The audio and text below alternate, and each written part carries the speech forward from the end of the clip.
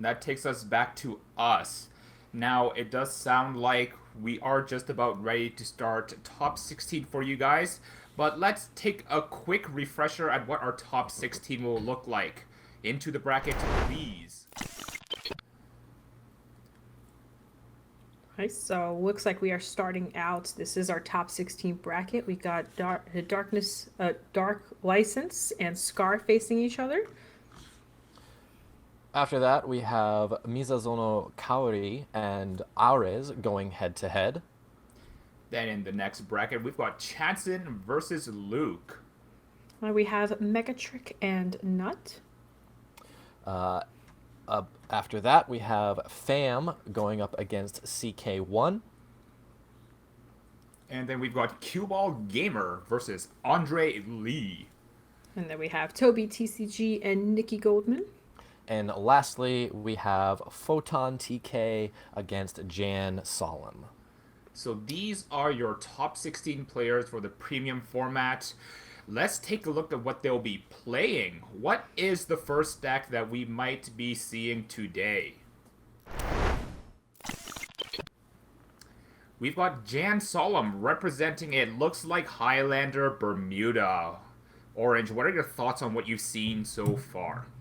Okay, so some run like some very interesting Highlander type decks. In this one particularly, we have the Inesca for the extra marker generation going as well, on top of just running a bunch of one-ups to secure like any type of like I guess like tech that you may need if you want to up your base. You need some perfect guards, you need shield, you need soul, you need to G guard certain way, you gotta get Pearl Sisters out, WinCon. I am noticing they have like a Bikin and Hanoi both in these decks, so I guess it's just something that they want to search out in case they need it here. And just in general, just the Highlander deck is just so it just draws a lot, does a lot of things, and you can easily win pretty easily once you see the Pearl Sisters that go to Heltrada. Yeah, I definitely agree. I'm very happy to see those two very important tech cards in Hanali and Bikun. Now, why don't we take a look at the G zone of the Highlander deck here? Because we do have a unique stride to Highlanders that we don't see at the moment in Frederica. Ty, tell me what's going on here. You know, as someone who is pretty much only on the other end of the table when it comes to Bermuda Triangle, I don't know too much, but I can tell you that I do know about Bala Narena and the Moe Ghetto there. Not quite sure how that will factor into this game plan, which is why I'm glad that I have you both here to be a little bit more informed than I am when it comes to fish waifus. Sure thing. I do love me some idle fish waifus, and my favorite one here in the Highlander deck has got to be Alk. Being able to use Alk to keep recycling Kutire, the main MVP of the deck, is probably going to be one of the strongest plays that Jan Solemn will bring forth. But that is what Jan Solemn is bringing forth. Let's take a look at what player 2 of 16 will be playing. Next deck, please. Ah, it's the Gize Oh. deck. Yeah, so this is the deck we saw yesterday. Now it is back. It is the Angel Feather Gize version, where pretty much you want to drive check as many triggers as possible, right, through main phase or through drive check in order to essentially get the Xerox Dragons out. What are your thoughts, guys? I like it. I liked what I saw, especially This now with was the ruling definitely that especially now with the ruling that we know that the protect marker cannot be retired off of Gize skill.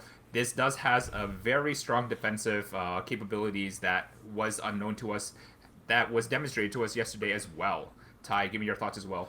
definitely. That's again, Angel Feather is one of those clans that I'm not too familiar with myself, but I do know Gize, and this was definitely very interesting to watch be played yesterday. And like you mentioned, that there was a little bit of a kerfuffle yesterday between markers and being regarded as units, and thankfully we got all that sorted out. And I was definitely educated yesterday on that matter. So learning things all around.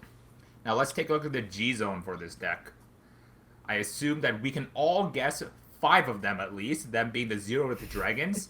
But we've also got some of the more generic, strong Angel Feather Stride, as we stated before. Special shoutouts to the new Zafgiel being a very strong first, second, third stride, even. But apart from that, just a lot of defensive capabilities to try and stall the game until we get to Gize. Yep, that's pretty much covers about everything. So we've seen this deck. Let's go ahead and see what our third deck is. And it's back. TIE Fighter's favorite deck, I think. Yeah, this was a deck that I definitely kind of fell in love with yesterday, watching it be played. For all the reasons that I mentioned yesterday, of this just kind of being a true blue mega colony deck. There's no dragons to be seen here, only bugs, and for that reason alone, I'm very interested in it. And not to mention just the strong focus on cradling in this deck is something that we don't really see too much in premium. So kind of seeing that take center stage here is very, very cool to see. Definitely agree myself. I do think I want to see these one-ofs that we didn't get to see demonstrated by Nikki yesterday come to fruition today. Specifically, the Death Warden Antlion. I want to see that Garter Strike come up clutch. Let's take a look at the G-Zone, however. And we've got our 4 Darkface Ghidorah and the 2 Malignantes that we do see now standard in the Mega Colony G-Zone. That is all I wanted to hear. Thank you. You're welcome. What more do you really need when it comes to this? But apart from that, everything else seems kind of standard and good to see. I do want to give big shout outs to the Zoa. I would love to see a Zoa Ultimate Stride win. That would be fantastic to see. I think you and I were both eyeing that same thing because we do have the Antlion in the main deck, and it would be very cool to kind of see a one-shot with the Zoa Antlion. All right, with that aside, let's take a look at the 4th deck that will be playing for top 16 today. We've got a Toby TCG. Finally, we get some Narukami. And we don't have the Vanquisher version, but instead we have the Eradicator version. Using not only Vowing Sword Dragon, but also Vairina Esperagia as a restanding rearguard.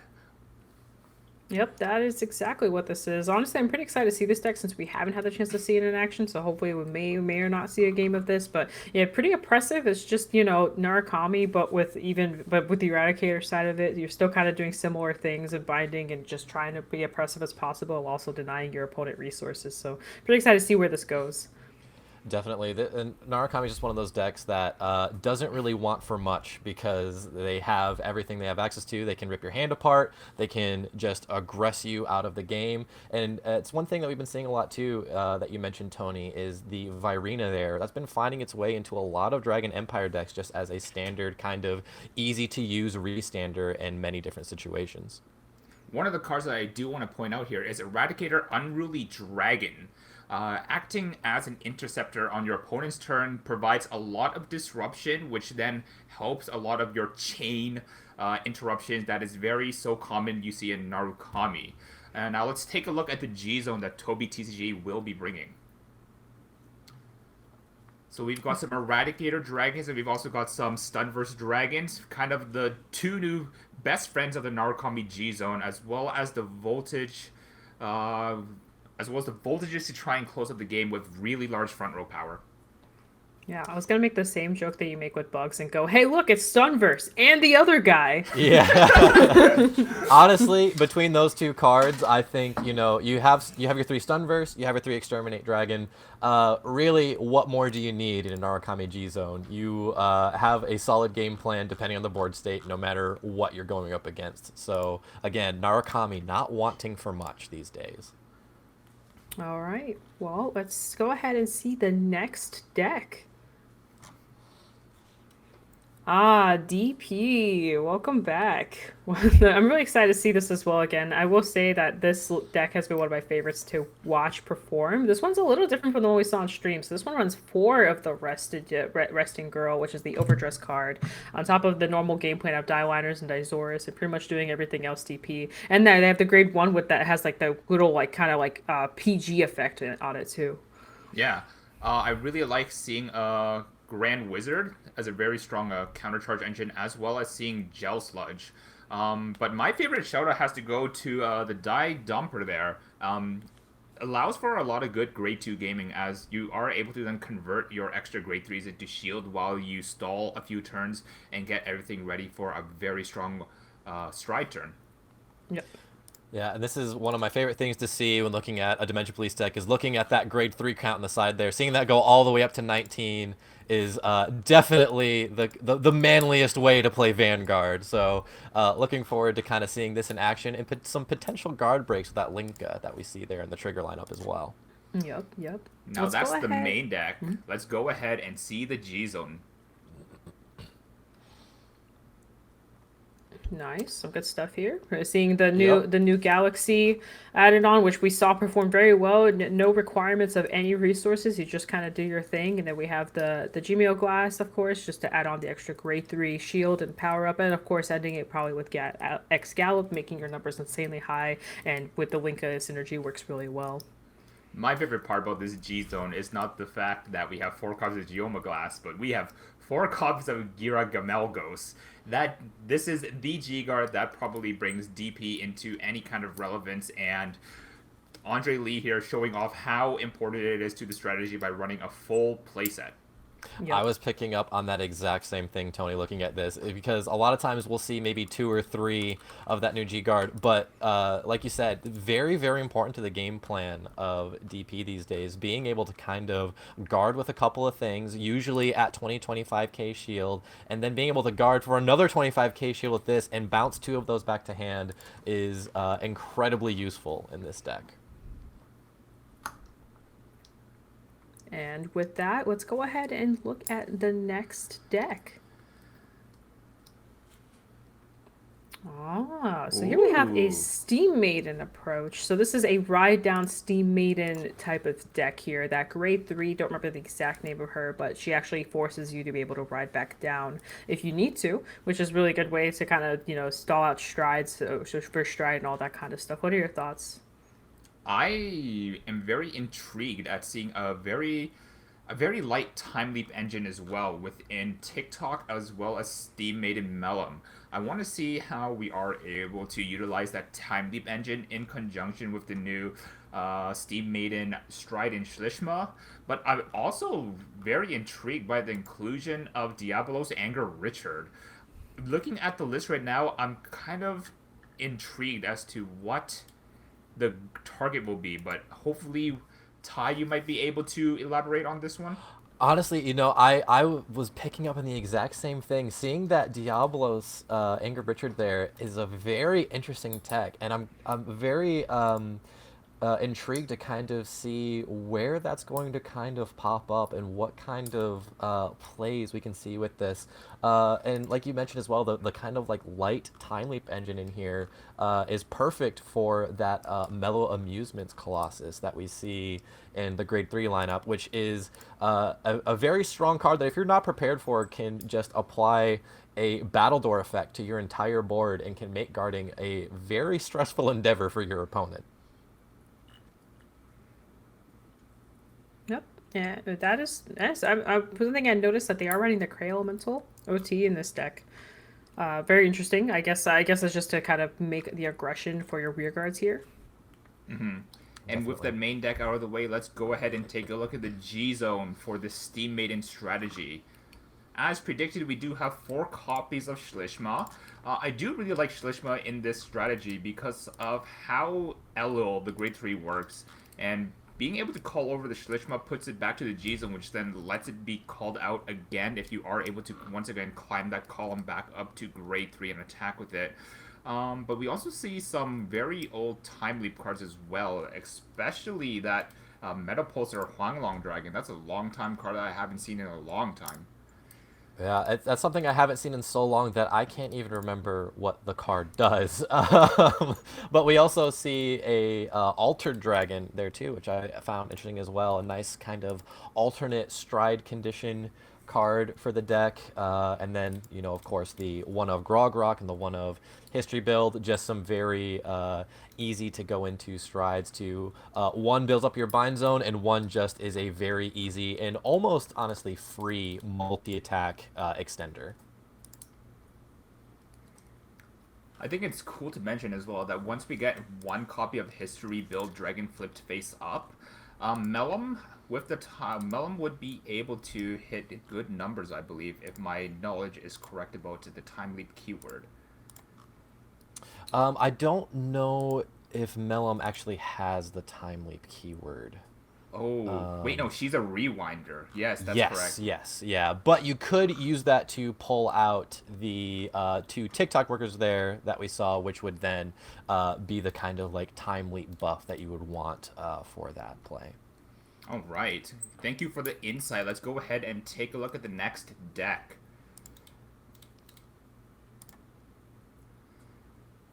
Ooh, the very familiar Okay. face. So we've got CK1 with Regalia. I don't think we saw any Regalia on stream yesterday, but I do definitely have a kind of soft spot for Genesis. It mostly goes towards Fenrir, but I'll take Regalia as well. And Regalia is just a very powerful deck. Again, one of those clans that doesn't really want for much, just has access to so many strong cards and skills. But one thing that I do find kind of interesting is only one Dreaming Dragon in the trigger lineup. That's usually your way to kind of shuffle everything back into your deck to avoid decking out with all the excessive soul charging you do. So I guess they're just kind of hoping to not see it in damage at an inopportune time. Yeah, that is correct. It's a very oppressive deck. Let's go ahead and see the G zone of this deck. Also very nice. I do see they are running, I think that's the new stride in there that they're running, but I don't... Oh, no, they're not running the new stride. Actually, I don't know what it looks like. It's that first dragon there. That's their Okay, it new is, it stride. is. Yeah, so they got it at 1 of in there, which is, I would say, probably appropriate. We have the 2 copies of Marduk to kind of superior stride on our opponent while we're on grade 3. One Amaruta Aphros, which I find interesting because Amaruta Aphros is such a strong first stride, but I guess they don't ever plan on going into it more than once. They kind of farm up their hand and soul and then go from there because realistically, you're probably going to be closing out the game on an Almighty Minerva turn with the many, many full board restands that you can get with this deck. Exactly. I think you guys summed it up quite perfectly. But once again, just gonna have to mention that Dark Element title, Dismal. We've been talking about it a lot this past weekend, but retire has become more prevalent, and you do need to protect your key pieces. And one of the key pieces that we did see in CK1's deck is 2 copies of Hanali. Yep, exactly, because you need to be able to stop some of the aggression so that way you can go into your pop-off turn. But with that being said, let's go ahead and see the next deck.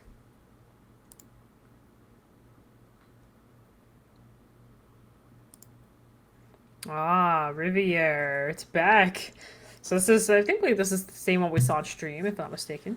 Yep, a familiar face.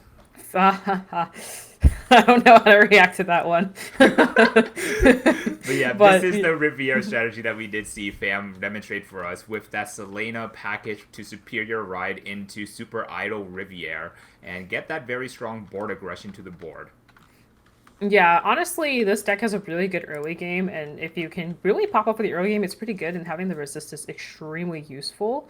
And I just think it's very important to be able to have that like type of approach. But this deck, honestly, like I mentioned this I think yesterday as well, but it hasn't changed too much in deck building. It's more so like where the meta shifts and kind of what you want to focus on if you were to go for this route, and the Heltrana definitely adds on to it. Speaking of Heltrauda, what else is in the G zone for Fam's deck here? Let's take a look.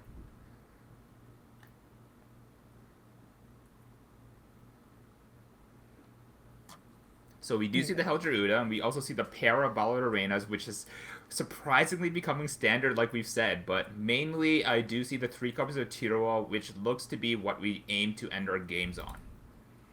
Yep, that is exactly. Tira has always been a really good finisher in pretty much any deck that that involves Bermuda Triangle. It's either that or sometimes it's Ball and Arena that finishes off. So I definitely agree with that. This you never, honestly, as weird as it sounds, you never really go into Megiddo in most Bermuda decks. Once upon a time, I would go into it back when Trois and Riviera were still alive, but as of now, mostly it is Tiroa. Let's go ahead and take a look at the next deck, however.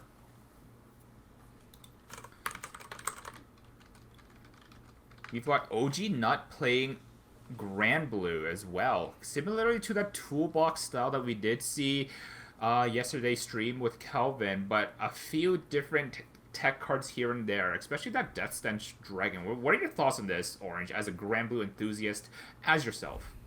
Oh, thank you. I think this deck's actually pretty nice. I do like they're kind of running a little bit of it's not like Highlander, but they have a bunch of little one-ups to kind of help support the deck a little bit here. I do like that they're running that grade 3 dragon thing. Bird dragon thing. It'll keep coming out essentially every single time you rise, so you can kind of enable more attacks in between all your multi-attacking. So it's just another card that will help. I do like the Urgula. Urgula is an amazing tech. It's pretty much another like Cray Elemental tech at this point. Just adding onto so your opponent doesn't touch your Night Storm, and then just overall, I think this is pretty good. There's so many ways to build Beatrice and the Grim Blue that like you always love to see these little techs in here. Let's go Grand ahead Blue and is take a look definitely at the the deck to be G-Zone. able to do that too, which is very interesting. But yeah, we'll get onto the G Zone.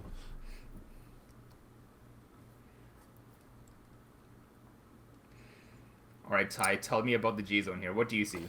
So again, like Grand Blue is a clan that I'm like more familiar with than some other water clans, I guess I would say. But again, it's usually on the other side of the board. But we have that big Obadiah to be able to set up your drop zone, the Bad Bounty, which I have been the victim of many, many times for some very aggressive 12 to 14 attack turns in Grand Blue. But we have that new stride in here as well, which I'm not too familiar with, which I'm hoping, Orange, you can kind of tell me a little bit about this here. Yeah, it's pretty much a guard restrict stride. If you have 30k in drop for the rest of the turn, if you were to guard, you have to guard 3 cards from hand, and it's very oppressive. It also calls out cards on attack. You can call out 3 different named cards, and essentially you can call it like Skull Dragon, Beatrice, Calmbard. You can call Scaradix off of this card just to kind of reset up that up if you want. You can do some weird, funny stuff. I do like Bartholomew. I do think it is one of the stronger strides in the clan that is already filled with a bunch of strong strides.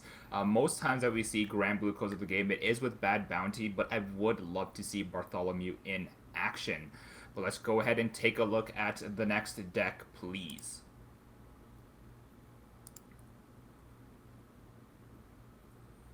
Oh, it does.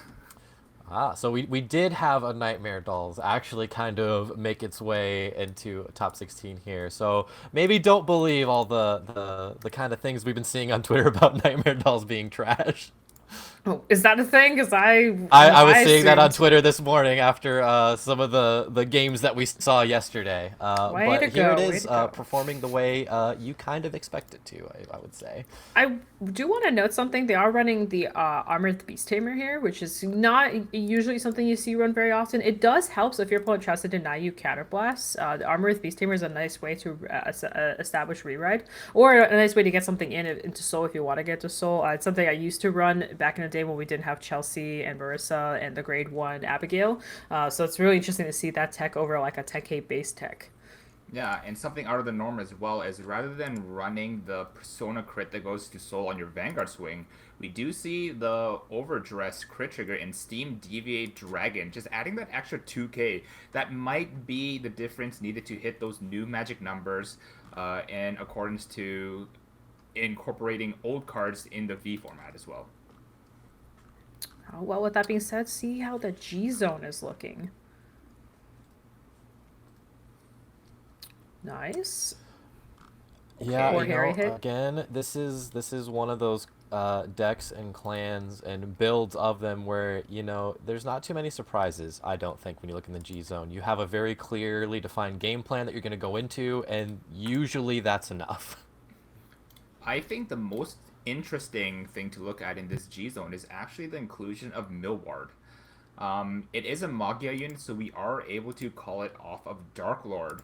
But normally, we always see Dark Lord into Yvette as the major strategy, so I do want to see what kind of tricks Megatrick has up their sleeve using Millward. Oh my goodness, the jokes. I get it. Very nice. Oh, that being said, tricks aside, haha, we will go see the next deck. DP is back. Alrighty, DP is another back. Dimension Police. It's looking very similar to the build that we saw earlier, with some slight variants, mainly kind of seeing that Hanali there, which, we've talked a lot this weekend about the importance of Hanali in this current format. And in DP, more often than not, you probably aren't going to get the kind of multi-attacks that you see in other clans. So Hanali is not really a card that you really worry about having on your side of the board at all.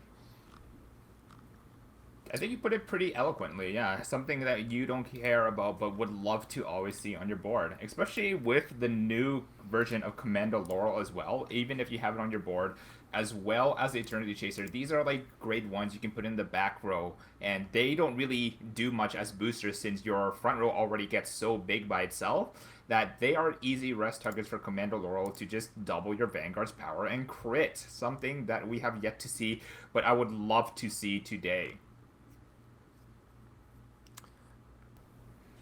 I think that puts it pretty well. Now we can see kind of what the G zone is looking like.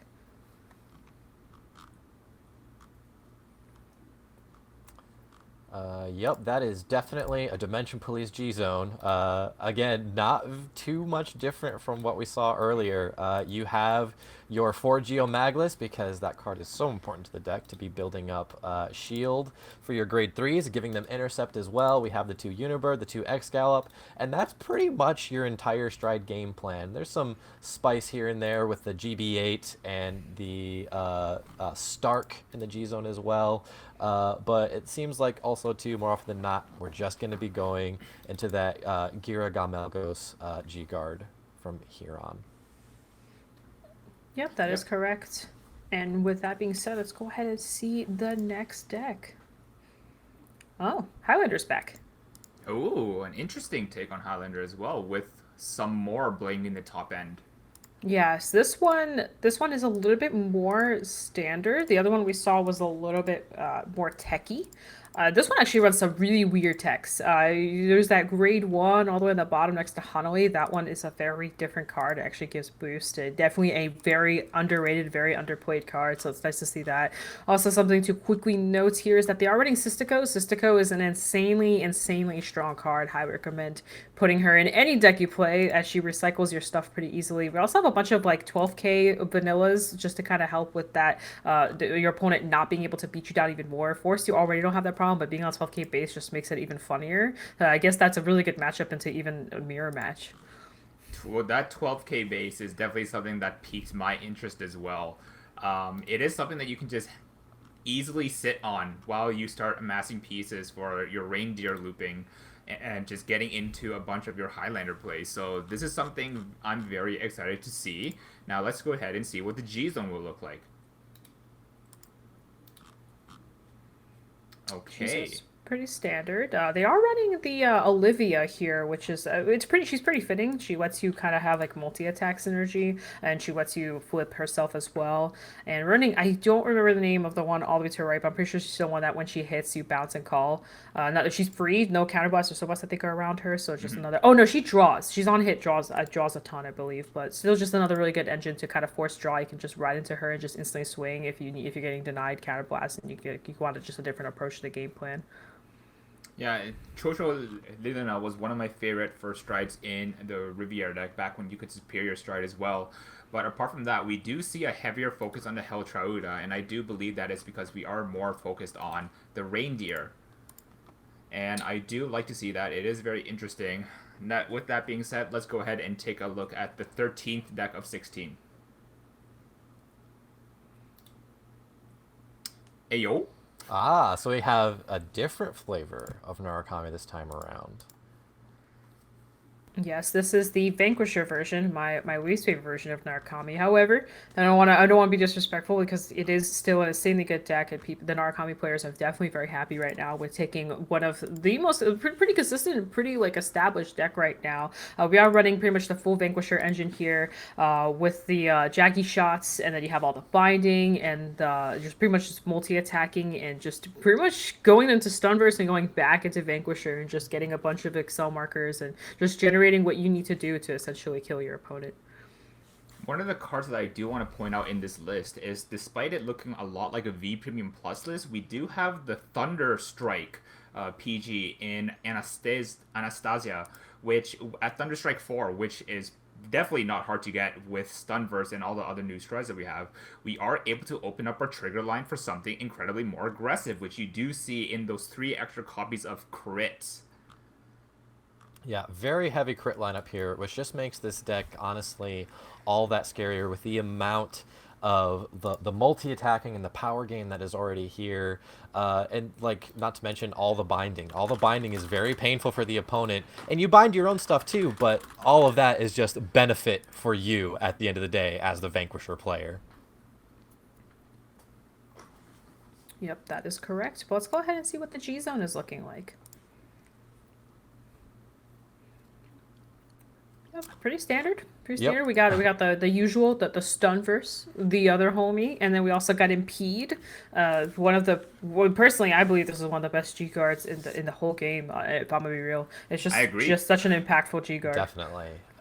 Being able to rip away not one, but potentially 2 of your opponent's units during their battle phase can be very, very difficult to deal with. But what I also find interesting is seeing the GB8 here. I believe that is as well, which friends of mine at locals that main Narukami will play multiple copies of this because it's pretty easy to kind of turbo into GB8 with all the G guarding and impede dragons that you can go into to just rip your opponent apart. I do love the GBA in Narukami, even if it is rare to go into. When it does happen, it is very comical to just see the actions being done, just to put the entirety of the drop zone into the bind zone. Not one by one, but just picking it up and just putting it there. And the effect is also comical as well. It's just 2k for every bound card. Combine this with the few multi-attackers we have in Sho'o, exciting. We are able to use that as a finisher as well. Well, with that being said, let's go ahead and see our next deck.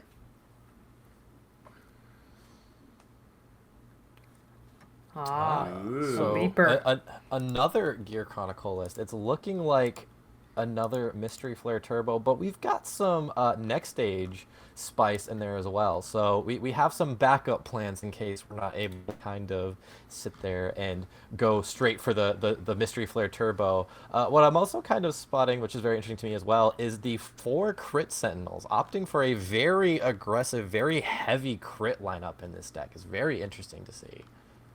Very useful. I'm a fan. Yeah, sometimes you just want to kill your opponent. If you have multiple Vanguard swings and you go with the Force 2 route, you can blow out your opponent really quickly. Let's go ahead and see what the G zone's looking like. Okay, so we've got some of our usual suspects here. We have that what was that, the Huanglong dragon, or am I just speaking nonsense here? I can't remember its name. You got it. All right, very cool, very cool. I wasn't accidentally racist for some reason. Definitely always like when that happens. But we see like the 2 copies of Schließma, very interesting, and then we have the Chrono Dragon Gear Groovy with plenty of targets. It's very easy to go into a Gear Groovy copy things like the History Build Dragon there. Normally we would see a Ragnarok there as well, or perhaps even the G next stage, but I'm wondering what the game plan is here for if we do end up seeing a Gear Groovy play. I guess we'll have to find out, and we will probably soon. Let's go ahead and see our next deck. I like this. I like this a lot. Sisters. So okay. Scar is playing Battle Sisters OTT. Now, for those unaware, one of the main strategies that OTT has access to in Premium is that Magical Calico in conjunction with Goddess of the Sun Amaterasu. Using Calico to search 3 copies of Amaterasu, and your opponent chooses one in hand, but mainly these are cards that get revealed from the deck, which then procs 3 copies of Amaterasu to give your Vanguard 10k and a crit 3 times.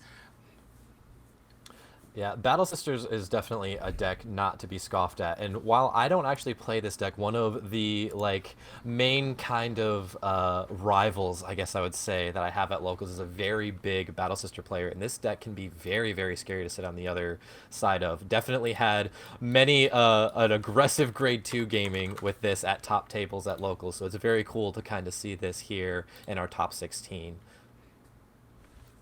I agree. I agree. Let's go ahead and see our final deck.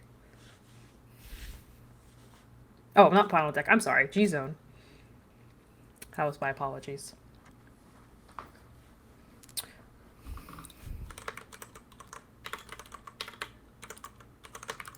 Well, it looks like we got the dark license that we saw yesterday there popping up.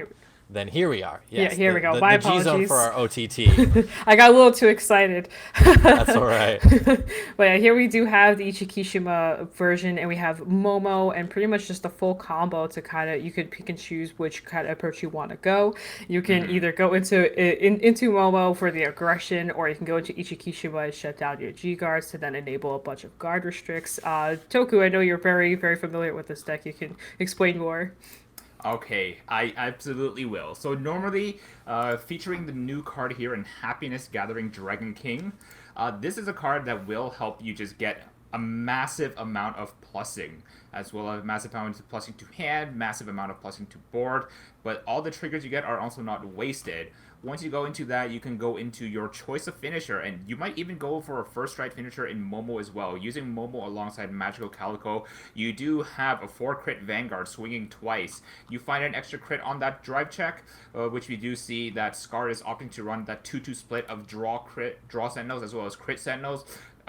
You could just end the game right there, as well as everybody's favorite guard restrict in Ichishima. We don't have any other complementary guard restricts in the main deck to go along with it, but sometimes just declaring no G Guardians might be enough. No G-Guard is definitely very brutal to have to deal with, especially after having a set that gave plenty of clans some very strong and interesting G-Guards as well. So not being able to kind of have those can be very devastating. And then, you know, like you mentioned, Momo is nothing to be scoffed at. Like, combining that with Magical Calico and the Amaterasu's can, if you are not prepared for your opponent to go into that, if you don't have 2 PGs at the ready, it could just be GGs right then and there. Yep, that is exactly correct. And now we can see the final deck, which is indeed the Flagberg Mega Colony deck. Very exciting stuff. This is one that I am very excited to see go far. I love the inclusion of Ascendance, I love the inclusion of Flagberg, and I love the inclusion of Inlet. As we stated before, being able to mix the Aquaforce multi-attack playstyle in conjunction with the debuff playstyle that Mega Colony has really sets a very cool narrative that this deck provides. Definitely, and we did get to see this deck in action yesterday, and it's very interesting to kind of see the Mega Colony kind of game plan be like so easily adapted to like a few different strategies now that we've seen come out in Overdress, which I think just kind of speaks to the kind of strength that just the kind of control-based game plan that Mega Colony has to kind of augment other strategies that we've seen in Overdress. Yes, exactly. Let's go ahead and see what the G-Zone is looking like. Here we have... Wait for it. Where's Toku? Can I go? Say Can I the go? thing. Say the thing. So we have 4 Darkface Gridora and 2 Malignantis. And similarly, everything else is kind of just fluff. We are going to basically see the combination of Gridora and Malignantis in this kind of strategy. But one interesting thing that we see here that we did not see in Nikki's version is the GB8. So that's a very cute card. It has a very simple but sometimes very effective effect in conjunction with all the restanding we get through the Flagberg package. So that might come up a bit differently than normal. I agree. I'm pretty excited to see how this all is going to play out. It's honestly I agree with you. The GBA would be a very interesting touch. I actually am very unfamiliar with the GBA, so I'm glad you're able to analyze that part of that.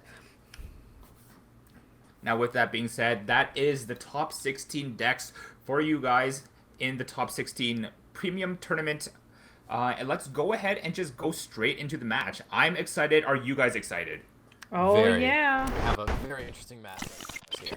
Let's rumble. On the left, we have Andre Lee representing what I believe would be your would be DP, and on the right we have Cue Ball playing Gear Chronicle. So this DP is the Dimensional Robo list with 4 copies of Laser Tage, whereas Cue Ball is playing the Steam Maiden Time Leap combo. What are your guys' initial thoughts? This Uh, is go for You it. know, at first the Taser Lage is, I think, going to be very interesting and a pretty handy counter potentially in this matchup as well, because Gear Chronicle definitely likes to call from outside of the hand. So from the deck or from the bind zone in the case of the Steam Maiden, so could potentially be putting in a good amount of work here and justifying that full playset that we see in this list. We are going to see Cue Ball ride into Lost Dog 8.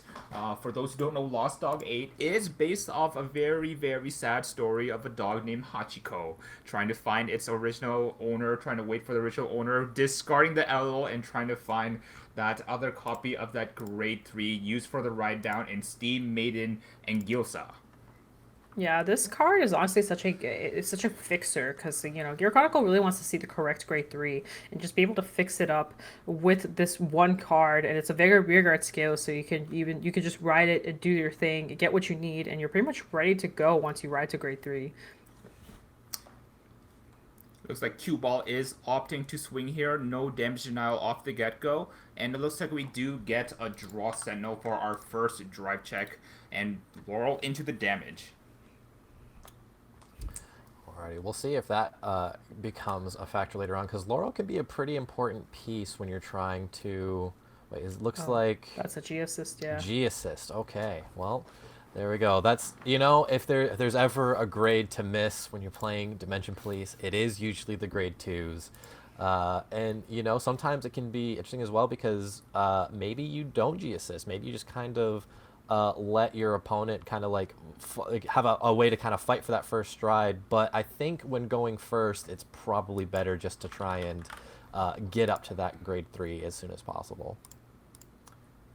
And it looks like he is getting rid of the PG and one of the Taser Lage. So very interesting seeing a PG go by way of G assist here. Yeah, I mean, honestly, against a matchup like this, so your perfect guard may not be always the best call, especially since you have all these high shields. And riding the die dumper here, it's really, really good stuff because all your grade 3s pretty much on this ride are now 10k shield, as it is a Vanguard continuous skill. So it helps you have to dealing with like any form of aggression. You can drop your 10k shields essentially, like your whole hand becomes shield here. And we did ride Die Dumper over the Eternity Chaser, which means that we are, similarly to what Lost Dog 8 does, able to fix our hand for the proper Grade 3 ride, an incredibly strong ride as well. Alright, looks like we've got some decision making on guarding here going. Or wait, nope, never mind. We're riding up. riding. There we go. Yeah, riding Naboo, looks like of all Naboo, things. yeah. Probably not too much of what you want to see in this deck. I'm trying to refresh myself on some of the other grade 2s we've seen in this build. It's a heal as That's well that we just saw. probably where we want to kind of see that the few copies of Anger Richard that we saw in this deck is to try and build up some soul and get through our deck a little quicker. But things don't always go the way we want them to in Vanguard. And we do see the Die Liner ride coming out from Andre Lee. Getting that Force 2, also having a plentiful amount of Counterblast to play with, to also use Die Liner's Act skill to check the top 7 of their deck and find a normal unit and put it into hand. If it is a grade 3, Die Liner gets very scary to deal with. Yeah, I Yeah. guess the extra crit pressure.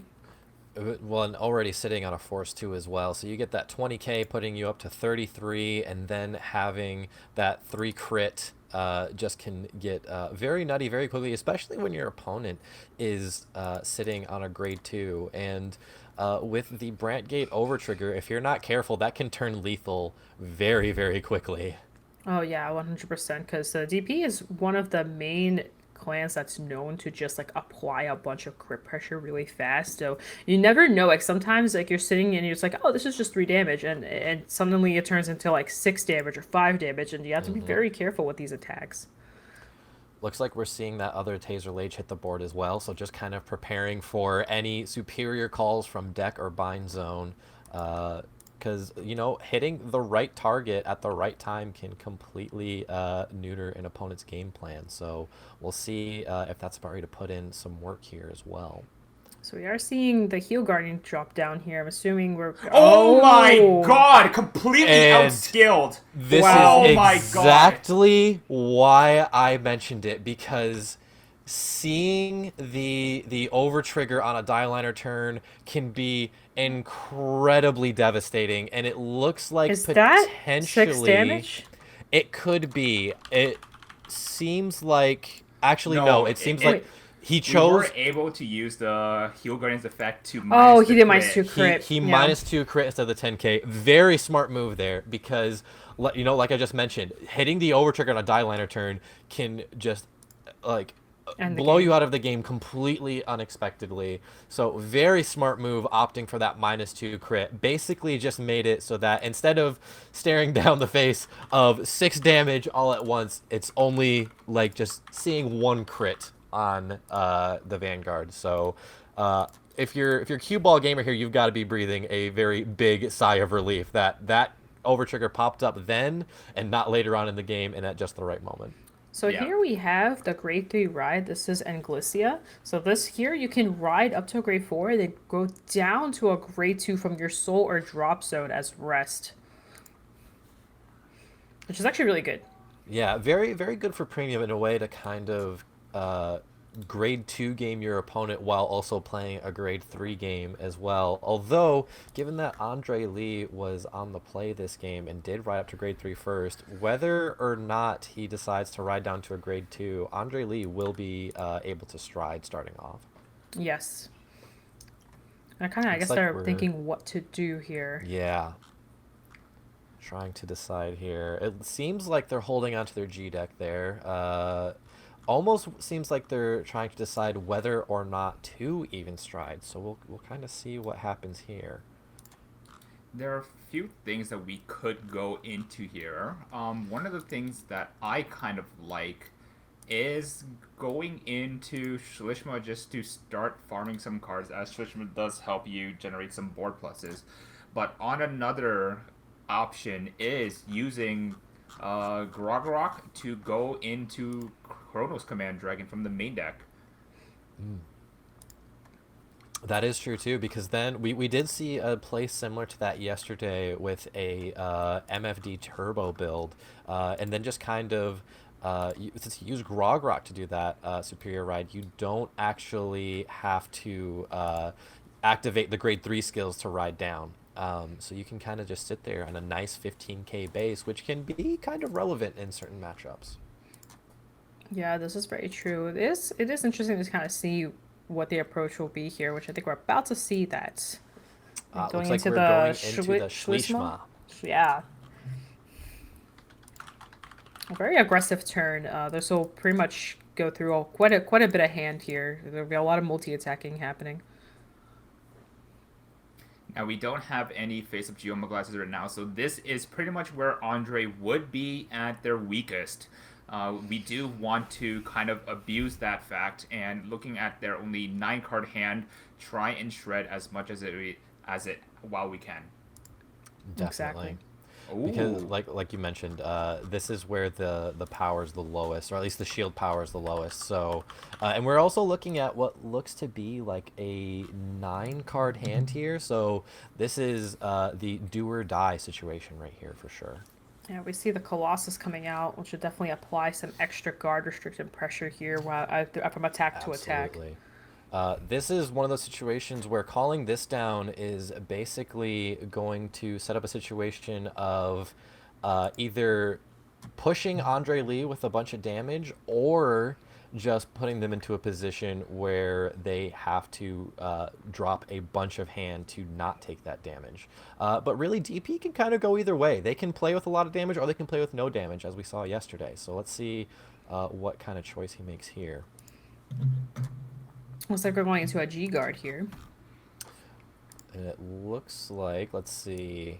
I mean, obviously, I feel like the main kind of target you want to see is that Gira Gamelgos, to kind of basically plus your hand back up with grade 3s, which can be a way to either get more shield back to hand, or maybe there's just some grade 3 pieces that you want back into your hand to be able to use for next turn. Actually Yeah. deciding not to G-guard Oh, there and yep, take looks the like he took damage it back. instead. So I did see in Andre Lee's G-Zone, they do play one copy of that Zeal G-Guard. Unfortunately, it needs you to be at higher damage than your opponent to get that 5k defensive buff, which would kind of stifle a lot of this timely pokes that Cue Ball will be aiming to do. So I wonder if that is what Andre is waiting for before G-guarding. That would be Or the play. it looks like he just dropped a Dizoris to guard with there, so this could also be another reason to wait to G-guard. You know, you guard with a couple of pieces from hand, and then just use that Gira Gamelgos to get them back into your hand. So that way, you were able to guard and also still have the piece for next turn as well.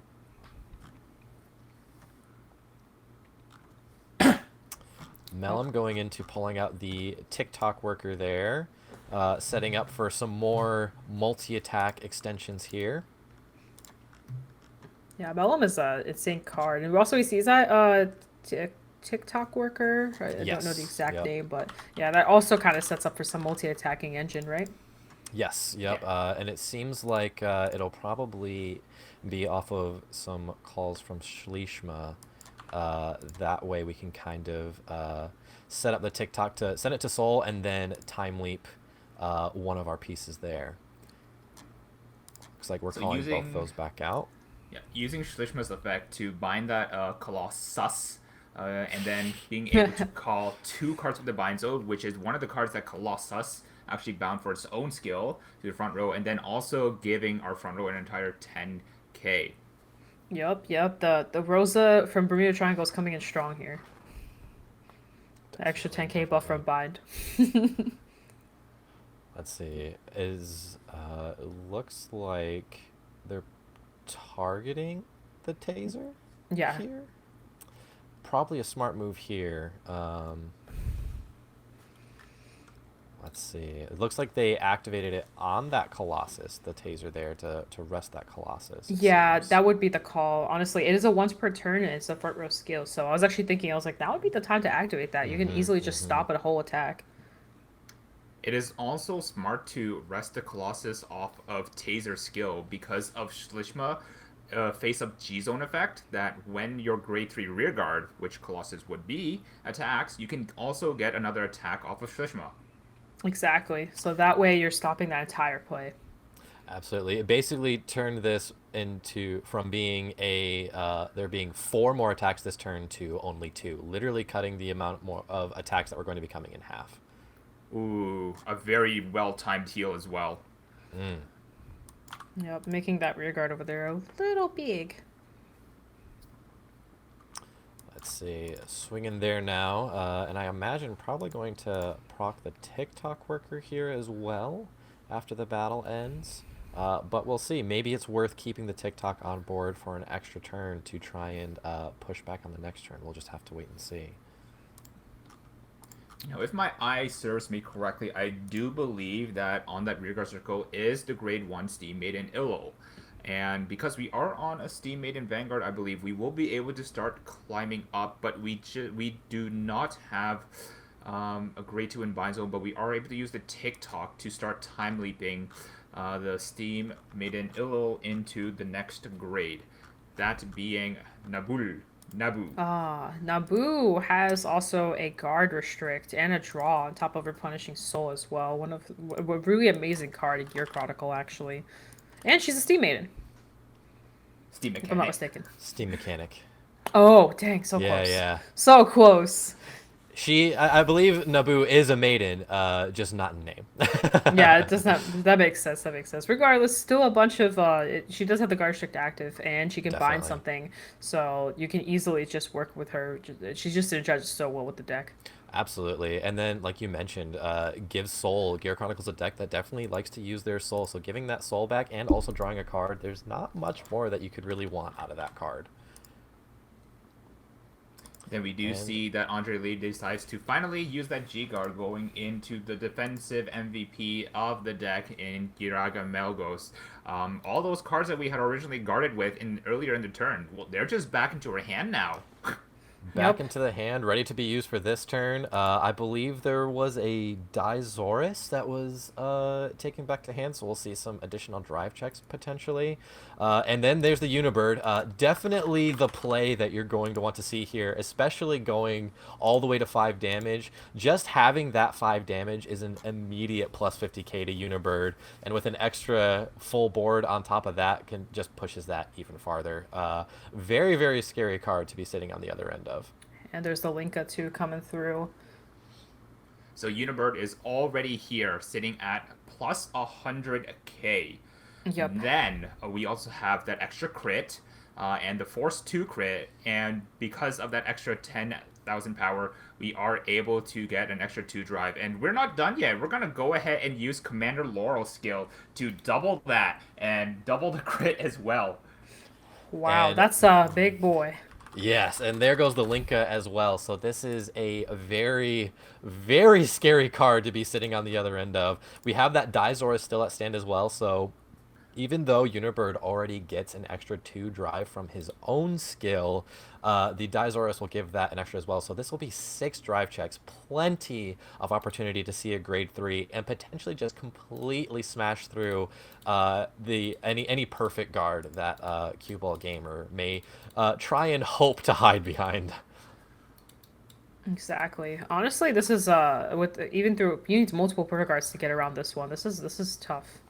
And honestly, multiple perfect guards still may not even be enough if enough grade 3s are seen on that drive check. So we will just have to see. This is a very scary position to be in. All right, I wonder what Andre's plan will be here. It looks like it looks like we're doing a trigger count or a grade 3 count. Look, yeah, if we're doing a grade 3 count, because that's what we care about. It's not the Definitely. triggers that you're afraid of. Your opponent gets 6 triggers here, but you dropped a PG, you're happy. Your opponent gets a grade 3 and you drop a PG, you're done. Yep, it is over. And with this being like, barring seeing another Linka in the drive checks, this is probably the last attack as well. Although it doesn't seem like the Dizoris was activated, or are we just getting a count here on whether or not to... I think we're deciding whether or not to guard this Dizoris here right now, actually. Yeah, deciding to maybe take it, play for a defensive, because maybe we have to go for like a double, triple PG play at this point. Yeah, there's and Gear Chronicle does have that new G guard that can function as a perfect guard. It can come at a pretty hefty cost, but maybe at this point it's just kind of worth it in the hopes that you can throw down enough perfect guards to where they can't smash through all of them. So Cue Ball actually used an interesting skill here in this G-Guard Bearlock, using that remaining Gear Colossus that was left on the field as cost to bind itself and pretty much call this out instead. Yeah, this is a card that's very interesting that we finally got access to in the English format in that Revival selection that we saw back in September. So very fun tool for Gear Chronicle to be able to play around, because even if you don't have a heal in hand, you still have access to a G-Guard. Oh, and it looks like it is time. We are going to It is swing the time. Unibird here. The biggest of big boy swings here, and then we'll see just how many cards are going to come down to try and stop this Unibird. All right, Yeah. so let's play some math here. We know that Unibird is plus 100,000. Actually, it might be smaller now because that we pushed the Dizoris in. We definitely lost about 20k, but at a certain point it would have been 128k, and then at the time we activated the Laurel, it was at 128. So that's 256, Oh, is that- losing Gosh. 2. Oh, Oh, there's a grade 3. There's a grade 3. There goes 1 PG. 1 PG's gone. We're Okay. at 4 crit right now, I believe. Not Okay. at 3. Not Oh. at 3. 2 more. Five Oh, crit. that's There- a 3. Oh, There's another that three. is. I don't think there's enough heal triggers at this point to be able to stop this absolute bloodbath that's about ready to occur. Oh my goodness. One How much damage. damage First is that? check. 2 damage. Second check. Oh, Third draw? check. Draw Don't trigger. draw the heal. Whew. And that's and game. that is game. Andre Lee using Wow. Bird in conjunction with that 5 damage, in conjunction with the 5 rear guards, in conjunction with the Commander Laurel for go very, very big. Wow. That was a big boy. That is Wow. exactly what you want to see as a Dimension Police player. You want to see that there's just big power, lots of crits, and multiple grade 3s on your drive checks to just smash through any pitiful attempts at defense that you see trying to stop you. Exactly. That was a very, very scary looking turn. It was just, it doubled in power. There was a bunch of crits on it. What wasn't happening on that Vanguard? Right? Oh my goodness. Like, we saw, that was pretty much textbook. It's really funny that that was a first stride as well. Normally, when you hear of DP strides reaching that 6 digits, you're like, oh, this must be super late game cross gallop. But no, I'm first striding. I've got my Unibird. I've got 5 damage. I've got 5 friends. With the power of Nakama, I'm gonna break through all your PGs and just hit you from live to dead. The power of Nakama. Exactly how it goes. And, you know, I think running the math, I think Andre Lee there was sitting at a cool 246k right there with 6 drive checks, 4 crits, and 2 more crits from the drive checks on top of that. That's 6 drive checks, 6 criticals with a Sentinel break on top of it, and getting like all the way down to the very last drive check, that last grade 3 to just completely blow the opponent out of the game there. Very, very exciting stuff. And hitting the 2 crits in between all that too. That was a lot. That was a big boy.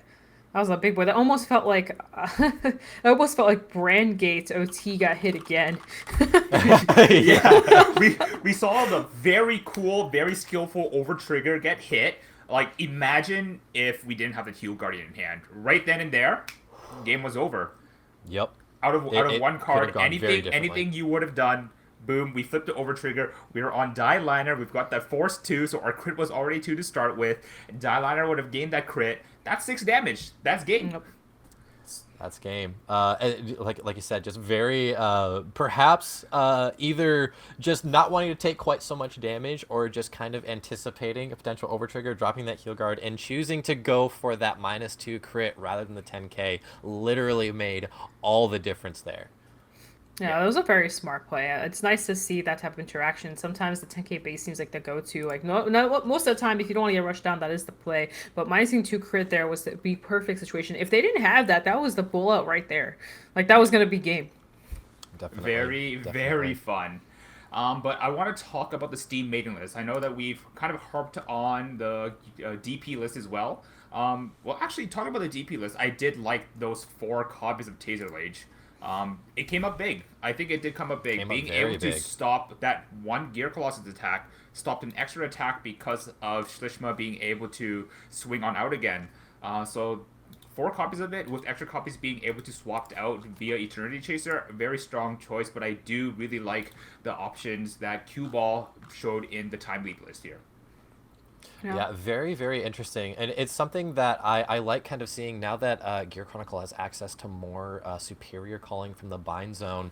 And like we saw, there was a little bit of a mini time leap engine in this deck as well. And when you time leap something, it goes to the bind zone. So normally you don't see those until the end of the turn when they come back. But this is also just kind of like an extra zone for you to be able to set up and create more multi-attacks from, which is exactly what we saw. We saw things go to the bind zone, then get called back out, and then time leaped again. So very, very cool interactions in that list as well.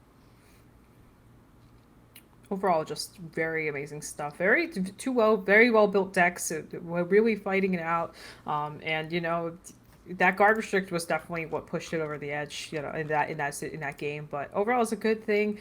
And yeah, let's go ahead and take a quick break here. So we'll see you guys soon.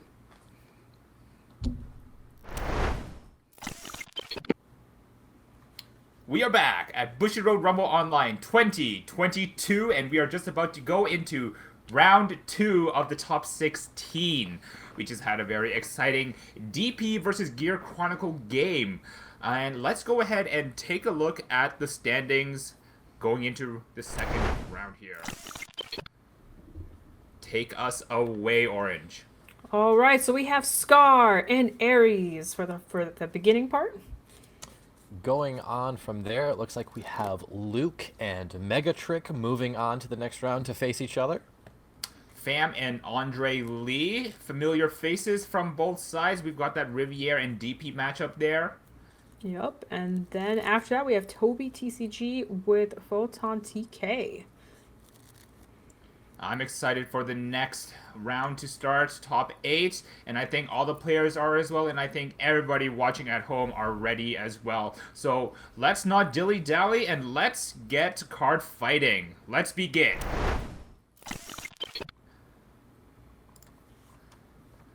So we've got Ares on the left playing Vanquisher and Scar on the right playing OTT with the Battle Sister strategy.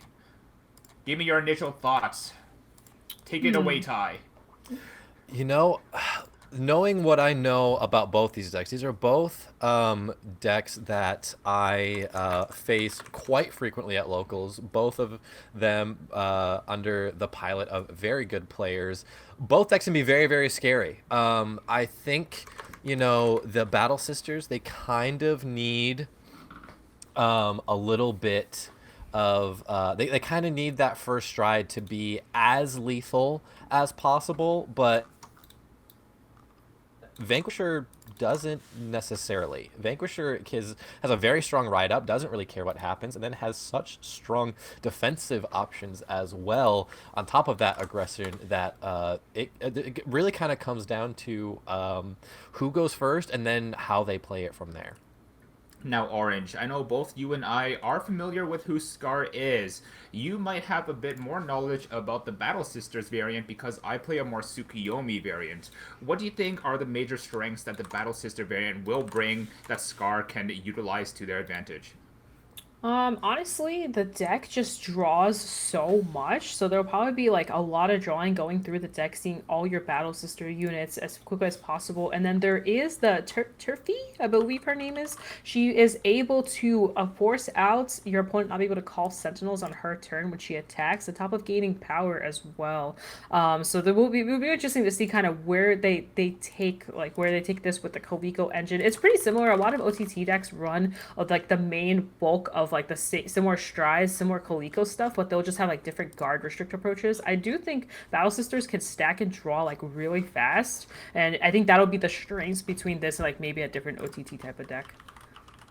Yeah, I agree. So I think it sets an interesting precedence here that because the Battle Sisters Grade 3 ride is so strong with Fromage being able to draw 2 on place, as well as every other card there getting increasing strength value as well, that sometimes we might want to full out our board. That's an interesting ride as well as damage. That's 3 Panatones gone right there. Oof. Yeah. Which is fine. You can play, you know, like around not having her as well. I think definitely the main thing is getting to your grade 3 and starting the 4-match stack, essentially. Since you get to discard, look at the same number of cards, top of your deck is number of units with Battle Sister in different names, and then you can put them, and you can look at them, put them in any order, so you can stack 2, 3, 4, 5, essentially, very quickly.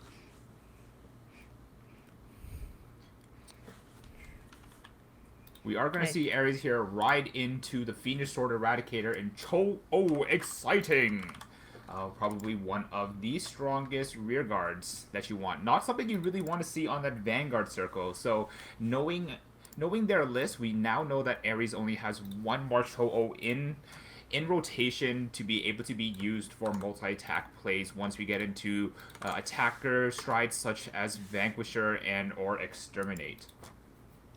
Yeah, and you know, this is one thing too that I think it might have been the Eradicator list that we looked at earlier, but we did see running some of that Virina Esperadier, which I don't believe is in this list, but you know, is something that you probably want to consider in situations just like this, because that is extra access to another restander within your deck.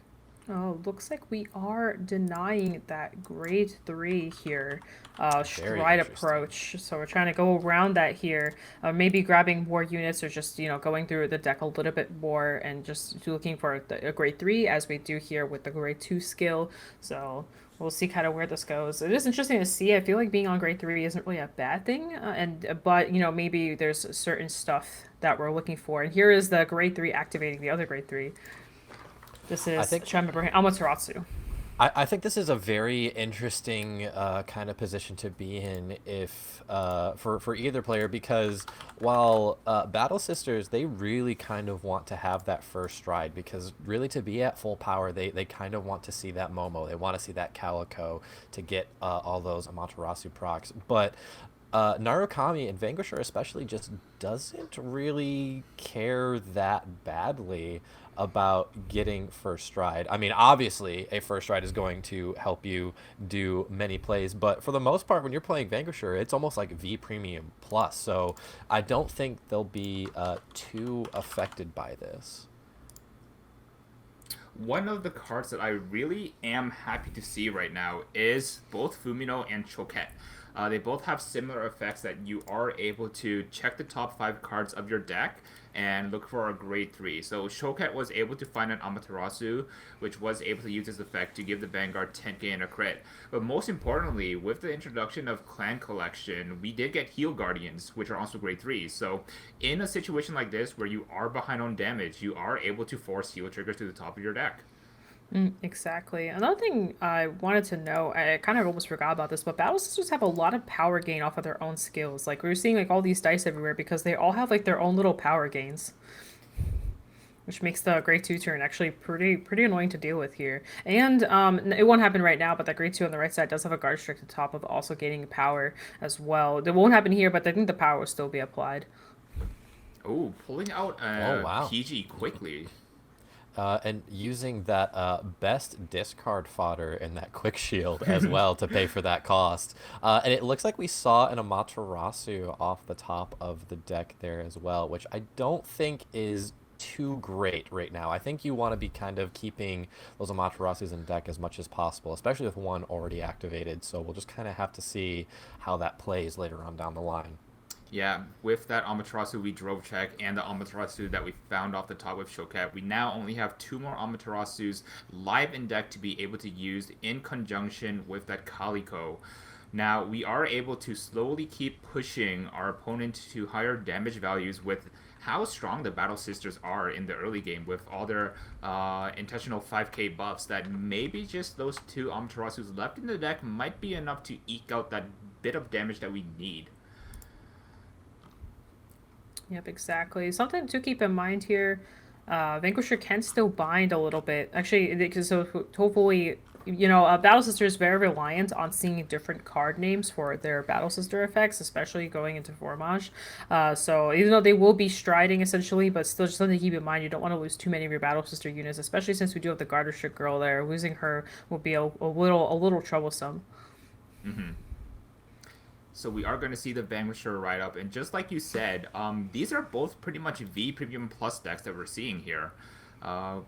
And what's really good to mention is a lot of these aren't contingent on your opponent being at grade 3 as well. So you are able to put out incredibly strong offensive power on these first turns. If we have some other ways of binding and we are able to get to 3 bound this turn, that Vanquisher skill will still turn on to give our entire front row that extra 10k buff. Yeah, and I think here too is, depending on the hand you're sitting on, if you're Scar, if you can safely make it through this turn, I think you have a very strong potential to really push back and push back hard on the crackback after this turn. So potentially just that kind of grade 2 gaming there could make a very big difference in this game. Speaking of really strong grade 3 plays, we do see 2 Rock Climb Dragoons. A very important key piece in helping get that full Bronto re-ride that is so reminiscent of the V Premium deck that is Vanquishers, getting a very well-timed heal trigger as well. Wow. Yeah, the perfect time to see that as well. And I believe that was already a counterblast to the damage as well, so not losing out on any resources either, really just kind of hitting everything that you want to see just at the right time. Mm-hmm. So just allotting the heal trigger power there, we do know that once that full Bronto comes down, we do get a 10k to the front row regardless. Scar has opted to use the Heal Guardian's effect to defensively buff the Vanguard by 10k, but once that 10k comes down, all of these numbers will match and hit, so we will need either another defensive trigger or maybe another Heal Guardian to kind of just walk away from this turn without taking too much. Yes. Yeah, definitely. Well, this is Vanquisher is very known for kind of hitting for pretty big numbers during battle once you are officially on your grade 3 turn, and that's like the biggest difference is even through like a trigger and defenses, like it could still hit over. So here we do see Rock Climb Dragoon's effect at the end of the battle. If our Vanguard is a Vanquisher, we can retire it to draw a card, bind a card from hand, and we did choose to bind Full Bronto, which has an effect that checks if our Vanguard is Draconic Vanquisher, to discard a card and rewrite it, and it loses a drive. But when we write it, we do get another Axel 2, getting us that card refunded, but also getting us another Vanguard swing. So a very high tempo grade 3 ride aggression that we do see from Ares' side of things. Very apt name. Very much so. Oh, Meanwhile, another heal. oh, wow. Okay, Or- this one doesn't go off, but it is another spot of power, which kind of makes that Heal Guardian that we saw dropped on Scar's end of things kind of become less and less relevant. Defensive trigger, that's good to see, especially it being a draw as well. Very good to see a draw here. Yeah. I think this is a perfect situation where Scar's going to be able to kind of, with the Heal Guardian and that defensive there, be able to very easily and comfortably guard the rest of the attacks this turn. And then I think we're going to see a very strong pushback once it comes to his side of things. Wow, yeah. dropping a Calico here. Very interesting to see. It makes me kind of believe there's probably another one in hand that we'll see pop out here. That's another heal. That's a lot of heals coming through. Okay. Wow, yeah. Something I do want to note, this is going to be very scary here, but once you go into your turn here, you're facing Narukami, and the first thought is they're holding 2 Heal Guardians. Yep. That is 2 impedes. Very true. Very true. Actually kind of horrifying. And we also did get to sneak a peek into Scar's hand, and I did see a 10 million kind of power Dark Horse in the hand. So that is out of contention for this game, but we are able to have a very large shield value that hopefully will help. Amaterasu. Yeah, this is going to be very interesting because, like you mentioned, the two heals in hand. Although with Impede, I believe Impede is a GB1, so we will only. Ideally, if you're Scar, you're thinking, okay, I only have one Impede to have to deal with. And could potentially play around that impede as well by not calling down too large of a field, making it so that way you only have to deal with one bind from your opponent's G-Guard there. And speaking about a way to not play into your rearguard reliance, this is probably one of the strides of all time that OTT has access to that really does not care about their rearguards. We've got the Calico, we've got the Amaterasus, and I think we're pretty much asking Ares, you got 2 PGs, buddy? Yeah, unfortunately, Yep, exactly. It looks like we're only going to be able to pull out one Amaterasu because we saw one procced early there. We saw another go to the drop, and then a third go just for the stride cost here. So not the most ideal scenario here, but we are going to be using this Calico to deck thin regardless. Kind of compress that deck, making it hopefully that much easier to see some triggers on these drive checks. Yes, this is very correct. And here we have the Amaterasu going to hand, and then here we have get another bind happening, and getting the extra power. So Momo here is sitting at that plus 10k and a crit. Her effect will allow us to discard 3 to restand itself. Seeing that heal is also very kind indeed. Yes. Yep. Just gonna leave that right there. Why would you put anything else there? Because not only is that gonna be a heal, but that's also essentially a counter charge at this point in the game. Yep, exactly. Ooh, pitching some protect markers there. Discarding the 3 for Momo skill. We're going to go ahead and gain 30k to the front row for each card that we... 10k to the front row for each card we discarded, so effectively total 30k. We do have that extra crit from that Amaterasu, but just that one crit might not be enough. Let's see what Ares has to kind of deal with this. We do know about the 2 heals, therefore we do know about the interactive G-guards that Narukami does have in access in their toolbox. Yeah, I believe it's Bulwark Dragon, I think is the non-GB1 G-Guard that can kind of interrupt our plays here. So I think we could potentially see one of those drop down here right now, because this is a very, very stacked front row here with power off that Momo skill. But I feel like if your Aura's here, you probably... Well, it looks like he's dropping the PG here. I feel like you could comfortably take a Momo hit sitting here at 1 damage, knowing that that first drive check is going to be a heal. But I guess we'll just kind of have to see what these other drive checks shape up to. We do find a crit coming through. Yes. It is the old Battle Sister crit, so we don't gain the 10k, we gain 5k only. Well, looks like he's putting it all on Vanguard as well, which I think is interesting. Probably with that heal knowledge on the opponent's end there, trying to play around that as much as possible.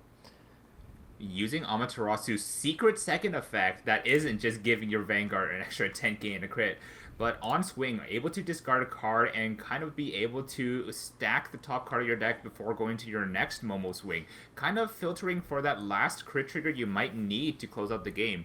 We are sitting already at a 3 crit on the Momo. Should any of these other attacks go through, that Momo flipping a crit off the top might just be enough for Scar to eke out the win. Yeah, it's going to be a very lethal... It's only going to be 1 drive check, right? Just 1 drive check. Yeah. Yep, just 1. At this point, I think you're probably feeling pretty confident because just these attacking patterns are perfect to kind of play around the defensive options on Are's side. Because if we do see a Bulwark Dragon come down at some point, it'll be very easy to just hit the column that's already swung, and then that way you don't have to worry too much about having your plays interrupted here.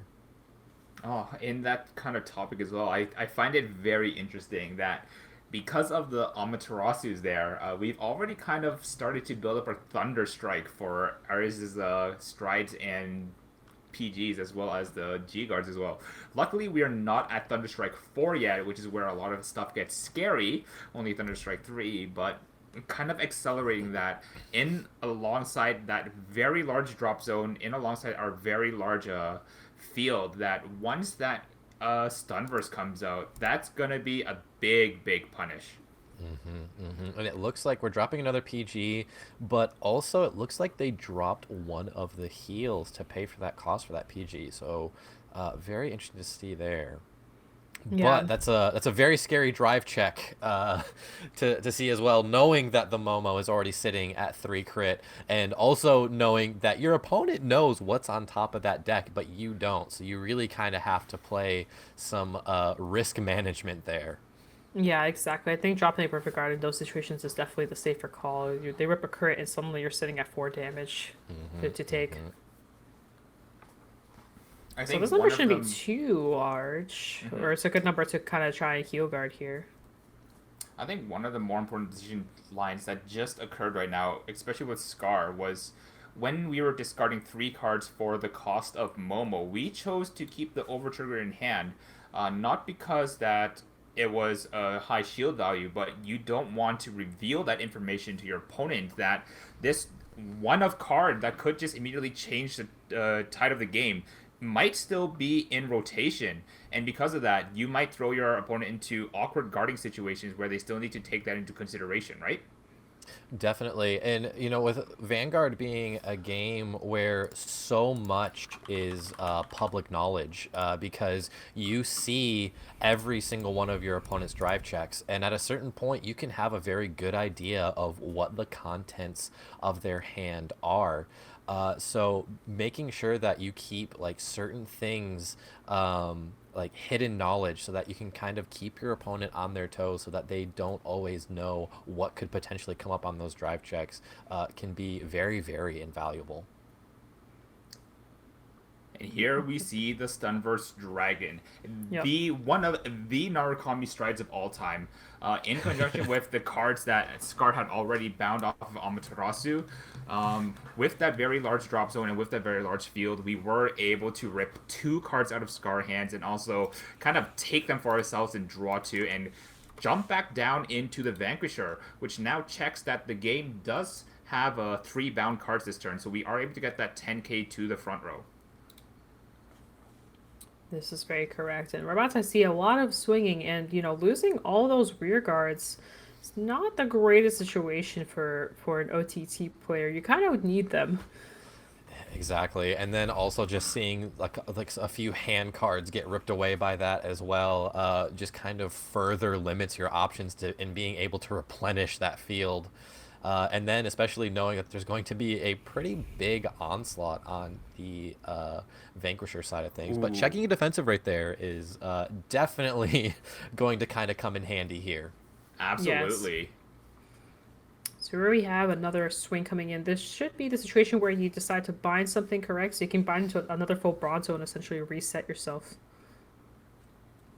Is that going to... It sure is. Alright, discarding an extra copy of the Vanquisher there to go into that other full Bronto. I think the scariest part about this part as an OTT player is not the fact that you're losing your rear guards, but because OTT, some of their G guards and some of their strides have a very peculiar keyword. And by keyword, I mean restriction in Oracle, which requires you to be at 5 or more hand. And in a card like Stunverse, which take cards out of your hand, you're not exactly enthusiastic about that. That is a very true key. I kind of almost forgot about that keyword, but yeah, like having that keyword access, though, it's nice at the same time, but if you can't actually use any of them, it's not really helping you either. We are able to use the G-Guard Excite Battle Sister Bavarois here to kind of refund that heal trigger that we used as G-Guard cost, but also try and stack the top card of our deck for another defensive trigger that might be able to eke us out of the game. Oh my, that is a crit trigger. Yep. But at this point, I feel like, depending on cards left in hand here, this could really go one of two ways. And there goes the overtrigger. Scar was hanging on to that for as long as possible to try and, like we mentioned, keep that knowledge as hidden. But, if it comes down to not letting your opponent know that the overtrigger is out of the game and surviving another turn, I think the correct choice was made there. I was about to say, I don't think we had another grade 3 to stride into here, so we are going for the non-stride play. With all the Amaterasu's out of the deck as well, I believe there was a Calico that was still in hand. I'm not sure if it got guarded with this past turn, but a lot of the kind of like power gain in offense, or at least just crit pressure that you would hope to see on the Battle Sister side of things, is unfortunately not going to be there. And it looks like only 2 cards left in hand. So despite not losing that last turn, I'm not sure if there's going to be enough here to really push Ares to cinch a win here, but we will just have to see. Anything can happen in the game of Vanguard. Okay, so what happened here was Scar used Formage's skill. Since there's 4 different Battle Sisters units, they were able to look at 4 cards and essentially stack them on top or bottom. They chose to stack all of them at the bottom. There we go. Let's go ahead and hopefully see what kind of cards can Scar flip off the top to be able to try and wrangle these games out of the clutches of Ares. But there's one of the heal triggers. And Impede Dragon definitely is one of the G guards of all time as well. This would be a good spot for an Impede, to be honest. Impede would definitely be the proverbial nail in the coffin. But it looks like we're actually going to go and showcase off the new G-Guard from PCall 2022 and counteract the Dragon here. So Counteract Dragon, when he's placed, your opponent will then choose 2 of their front row rear guards and bind them. And if they don't bind 2, he gets 10k shield. And if they did not bind any, he gets another 10k shield. So this is kind of an interesting choice here. It's really just like a big shield rather than kind of forcing your opponent to lose out on attacks. But I'm thinking that, you know, if your R is here, you do kind of want to take a little bit more damage potentially to try and like really push on your next turn, and you're not too worried about taking some rear guard hits here. Yeah. I think with this, just checking how much damage, so getting that last 2 damage to play with, and it appears that that will pretty much kind of close out the game, as we are going to be able to swing the turn back over to Ares to once again stride into another copy of Stunverse and pretty much rip the last remaining cards out of Scar's hand. Oh, it looks like that's a scoop there. It looks like Scar saw the writing on the wall and is packing it up for the day. Very understandable. Only having 2 cards in hand, there wasn't Yeah. really too much else to do. And OT already out, heal trigger's already out. Heal trigger's gone. Yeah. All like your kind of like push skills, not really there. Yeah. That's a respectable decision, I would say, and kind of goes along with the topic of stamina, because we know that a lot of these players played through 9 grueling rounds yesterday, and you got to think, if you can see the writing on the wall, probably time just to kind of cut your losses and get some much needed rest after putting on a very impressive showing, all things considered. Honestly, I'm ecstatic to see that Scar was able to bring Battle Sisters this far into the tournament. Like, I think this is already a great achievement, as Battle Sisters is not exactly what you'd be thinking of when you look at OTC and the premium side of things. But demonstrating what they are capable of, demonstrating their early game strength, was something I was very happy to see.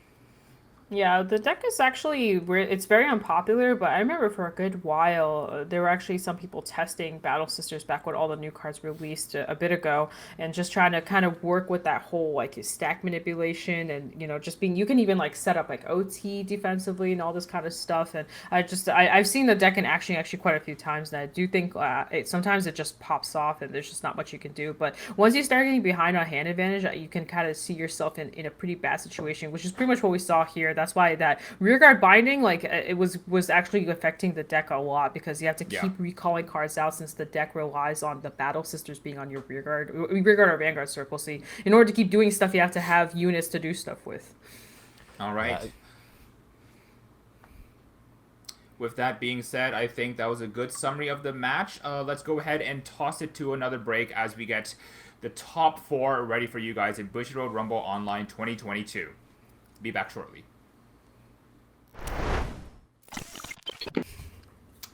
Welcome back to Bushiroad Rumble Online 2022.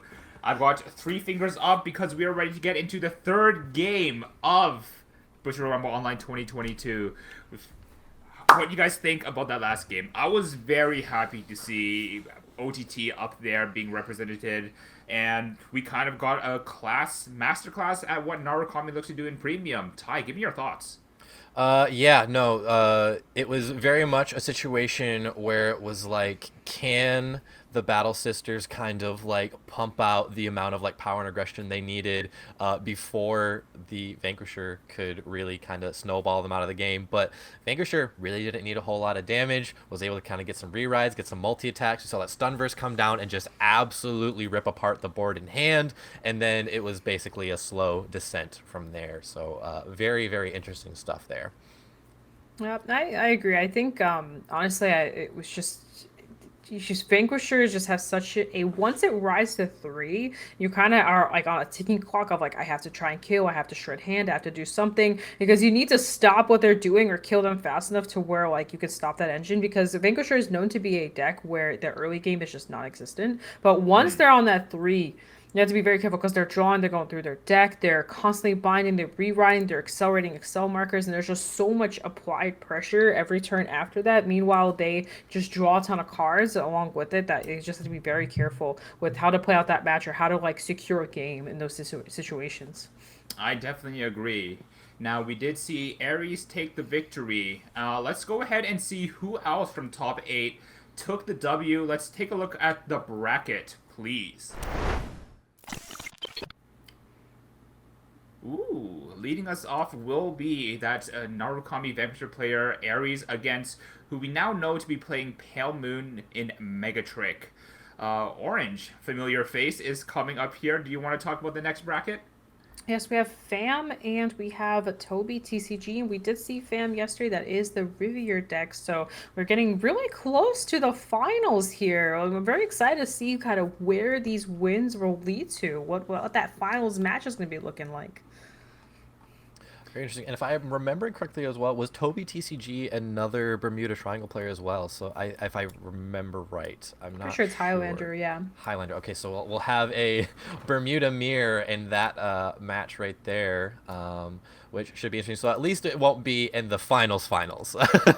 Yeah. Now, I actually looking at what I see here. Actually, it looks like Toby is not playing Highlander. It looks like Toby is actually playing the Eradicator version of Narukami. Oh, right. gotcha. Okay. So in both ends of the bracket here, we have two different Narukami decks. So there could be a chance of a Narukami mirror match at the final. Gosh. But kind of going Eradicators versus Vanquisher. Now, there is one Narukami deck that was not represented in this last weekend, and that's Dungaree. What are your guys' thoughts on Dungaree, the cowboy of the... I'm going to be honest, I really like Dungaree, actually. I don't get around to playing too much Narukami, even though it is one of the like original decks that I picked up when starting the game, that one original Narukami trial deck. But Dungaree is a card I have a very big history with, and so seeing him kind of come back in that V collection here recently, having that 17k base, it just kind of warms my heart to see somebody who I thought was kind of long and forgotten kind of pop up and have like such a strong showing in Premium as well. Because while we didn't see it on the NA side of things, we did see some Dungaree tops in some of the other regions, which is very cool for me personally. Yeah, I agree. I actually really like the Dungaree. I thought the crit and the triple drive and the 17k base stuff was actually kind of cool. Pretty sure that's the right card, right? The one with all the extra stuff on it. Okay, just making sure. I do get confused with some of the cards. There's a lot of Vanquish. There's a lot of Narukami boss unit cards that all do different things. But yeah, I always thought that whole mechanic was kind of cool. So it would be exciting to see that kind of stuff in the future too. Now, this is a question more for you here, Orange, but I'm kind of focusing on that FAM versus Toby TCG matchup. We know that FAM is on that Riviere strategy, which builds a very strong board, but like we've seen in the last game, Narukami is able to shred that board apart. What kind of concessions do you think that FAM needs to be playing around to try and get the upper hand here? I think they need to make a decision right off the bat if they want to commit to rear guards or not, and just kind of go from there. They can superior ride and kind of get the advantage off of them there, but in case they can't, they have to think like, do I even bother calling out the Rivieres because it's just going to fuel the engine for them, and that might not be the go-to. You may just need to play a little bit of vanilla game early on. Very insightful. Thank you so much, Orange. Now let's go ahead and have the players show us what they're made of as we get into the semifinals for Bushiroad Rumble Online 2022 for the Cardfight Vanguard Premium Tournament. Let's begin. So just as manifested, we do have FAM on the left playing Riviere and Toby TCG on the right playing Eradicators. Now FAM is starting the turn and FAM is starting the game, which means that Superior Ride is in the books. Yes, and we are seeing, again, the stacking girl. This is the one that pretty much lets you stack pretty early on. So you want to stack first, then you want to use the draw skill. We are seeing the Riviere engine come right on back, riding on top of a grade 1 Soul Blast in the starter. Look at top 7, grab any Riviere that you want to your hand, and then you get to draw a card off of Soul Blast in the starter, and you can even do this over and over and over again. We are seeing here just kind of that normal, very normal, like that Riviere style skill happening here. Now, there is one more piece that we are looking for, and I'm hoping that FAM does have it to show off what Riviere is able to do at full potential, and that is the Salena. If we have that, we are able to skip into Grade 2, and on our opponent's next turn, we are going to be Grade 3, and as for the new stride rules, we will be able to stride a turn ahead. Yep, and we're seeing here, this was another top 7 search. We did whiff it this time, but that's okay. The more you keep searching, the less likelihood you of hitting more Rivier units, and that's what happened here. But you are correct. It's interesting to see, is this a pure ride going to happen here? Oh, we do have the Selena in hand, which means we will be able to get the Superior ride. We are going to be able to get into, I do believe at this point, some people opt for the new Super Idol and some people opt for the old Super Idol. Yeah. It's up to you, honestly, since they are holding the grade 2 in hand, they can honestly just rewrite into the 10k base regardless, so which is probably what's going to happen here. You want to go into the old one because then you want to go into the 10k base after that. But there are some situations where you may want to ride the 9k just to get the extra draw in case you have a different situation happening. But it looks like they are going for the full board here. I think they're just going to try and push as fast as possible. I think that's probably the correct way to kind of go about this too, because as we know with Narukami, once they kind of get the ball rolling, it can be very hard to keep up with the amount of advantage not only they generate for themselves, but that they take away from you as well. So trying to get that early lead could make all the difference here. 100%. Another thing, this card's annoying. This is the card. This card's a bully. This card's a bully. Yes, it is. Yes, it is. It straight up binds your drop. Like, you have to be so careful with when you want this attack to hit because they have the choice of doing the full skill or not. Here we have, wow, this is a turn. Ooh. And we have the resist. I almost forgot about the grade 1 resist, but that resist is now active. No longer can Narukami touch the board. It has a straight up resist to all units as long as your Vanguard is Rivier, which is what we're seeing happen here. This is an insanely strong board to be attacking with when you're on grade 3 and your opponent is on grade 1. So we do see the Selena. If we have another copy of the grade 3 Rivier in hand, we could just go for like a very strong Alpha Strike on this turn already. Yeah, this is really strong here early on. Honestly, defenses would be the thing you'd want to see because we have pretty much there goes the restand, and everything has power on it too. Like you're gonna need to. These numbers are not guardable right now unless you want to just, try to hit heal guard here or something. And on the topic of heal guard, what we did see on Toby's side was not an instant heal guardian to get that 10k base defensive, and that kind of speaks volumes as to this might be a very scary turn. Wow. Oh, Fam going all the way in. Yeah, no cards today. No cards in hand. Fam going ham. Yep, here comes another Selena attack. You have to take it here. We are getting a power bump, but it won't change this too much. Everything is still hitting. All columns will still be attacking here. And here comes the Selena will restand one more time for another 30k plus the 10k in the back. That's a 40k attack. This is the kind of Rivier style that you usually want to opt to go into as soon as possible. Mm-hmm. And the more important thing is getting that Freya down that quickly is so important to the strategy as well. Ooh, and gets the draw trigger. Wow, it hits over. That is crazy. We are going from 0 to 3 damage, and we still have 2 more attacks coming. Even with the defense, this is still hitting. Oh my goodness! Wow. What a 4 damage stacked turn here. My goodness. Oh, being and definitely going straight for that early advantage. Now, this is the kind of we're truly seeing the peak of Rivier, and the worst part is like Toby's gonna arrive to grade 2. That's you're about to see how true the turn come. If they give counterblast here, they could deny here, but even if you don't, this is the situation where you want to go into those off strides. In case you do get denied, you can just go into other stuff, and Selena will still activate too. Yep.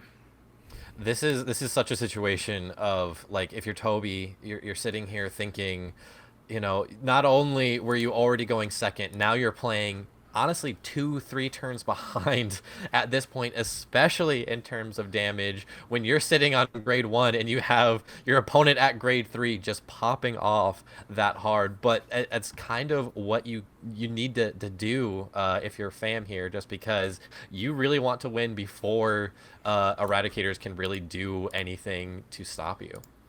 Not only is Toby 2-3 turns ahead, but Toby has played an upwards battle, if I would say so myself, since we are an Axel clan swinging into Force clan numbers. Definitely true as well. That can be sometimes it's just that one little extra K power can make all the difference in a lot of your attacking and guarding patterns. Now, luckily, both of the cards that Toby did play in Dragon Knight Sharaf as well as Spark Race Dragon, they do have effects that get them over that 10k power. So we are able to start swinging into the rear guards here to damage the Knight Fam, but also force Fam cards out of the hand to guard for them. It is now swinging it back to Fam's turn, and do we have stride fodder? Do we have a way to stride and kind of like take advantage of the fact that we did use our entire resources to get this ride skip to hit grade 3. We do not have stride fodder. Ooh, very interesting. I don't know how much of a relief that's going to be for Toby, though, just because, like we saw last turn, that was still enough to just push him to 4 right there, which is very difficult to deal with. So gonna go ahead and use, I believe her name is Ines, but using Ines' skill to go ahead and buff itself as well as the Vanguard Riviera 10k. We are going to start patterning some power there, starting with this Selena at 29. No defensive trigger on the 5th. Oh gosh, Yeah, going up to 5 damage here is scary. And there's the restand again, and we have the, but I'm assuming there may not be another Riviera in hand at the situation, but even so, you still have 2 more attacks to take here, and you're at 5 damage already. And even though Very good timing on the that? intercept by Sharaf. So for those unaware, Sharaf has a skill that when placed on the Guardian Circle or the Rearguard Circle, you can Soul Blast 1 and bind a card from your hand, and your opponent has to bind a card from their hand and draw a card as well. That's cool. The card that was bound was actually another copy of Riviere. And 6 damage over trigger, 6 damage heal doesn't come out. Wow. It's oh my god! Oh my god! Oh my god, what just happened? Wow! Well, that's one way to shut down that. Definitely. Wow. Oh Wow. my gosh, the opportunity for Fam to get the win presented itself, but the gods of Cardfight Vanguard not allowing Toby TCG to exit the world that early.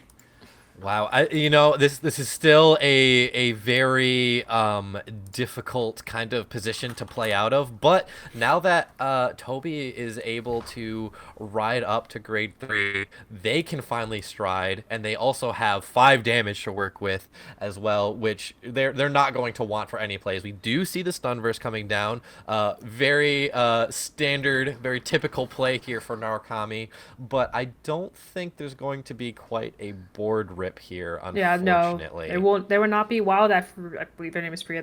While the grade 1 stays on the board, nothing can be touched. The hand, so even there's only 2 bounds, so honestly, there won't be too much happening here in terms of like the binding. But we see a little bit of that drop zone bind, and it will rip a little bit of stuff. But honestly, as long as Riviera can keep their board state like this, like this just will keep happening turn after turn after turn.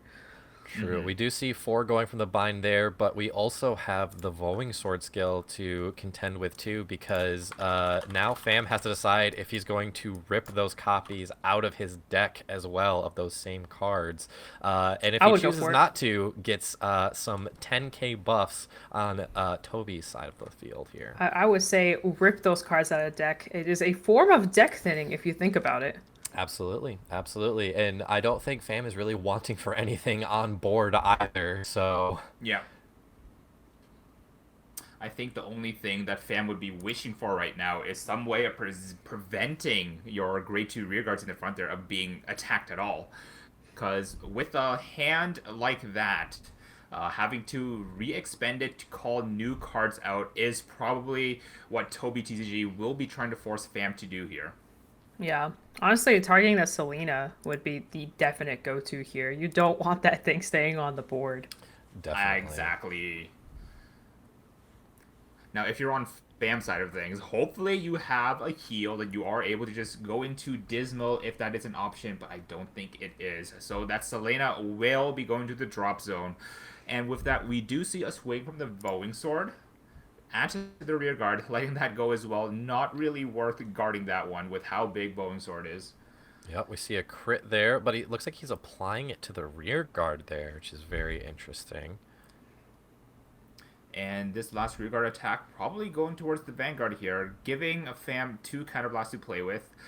But I can just not speak volumes about the fact that Sharaf being able to bind that last copy of Riviera in hand to prevent Fam from doing the re-ride, but also at the same time perfectly drawing into the one-up over trigger to stand on top of the deck, which happened to sit right in between of a heal to have a 6 heal twice in a row.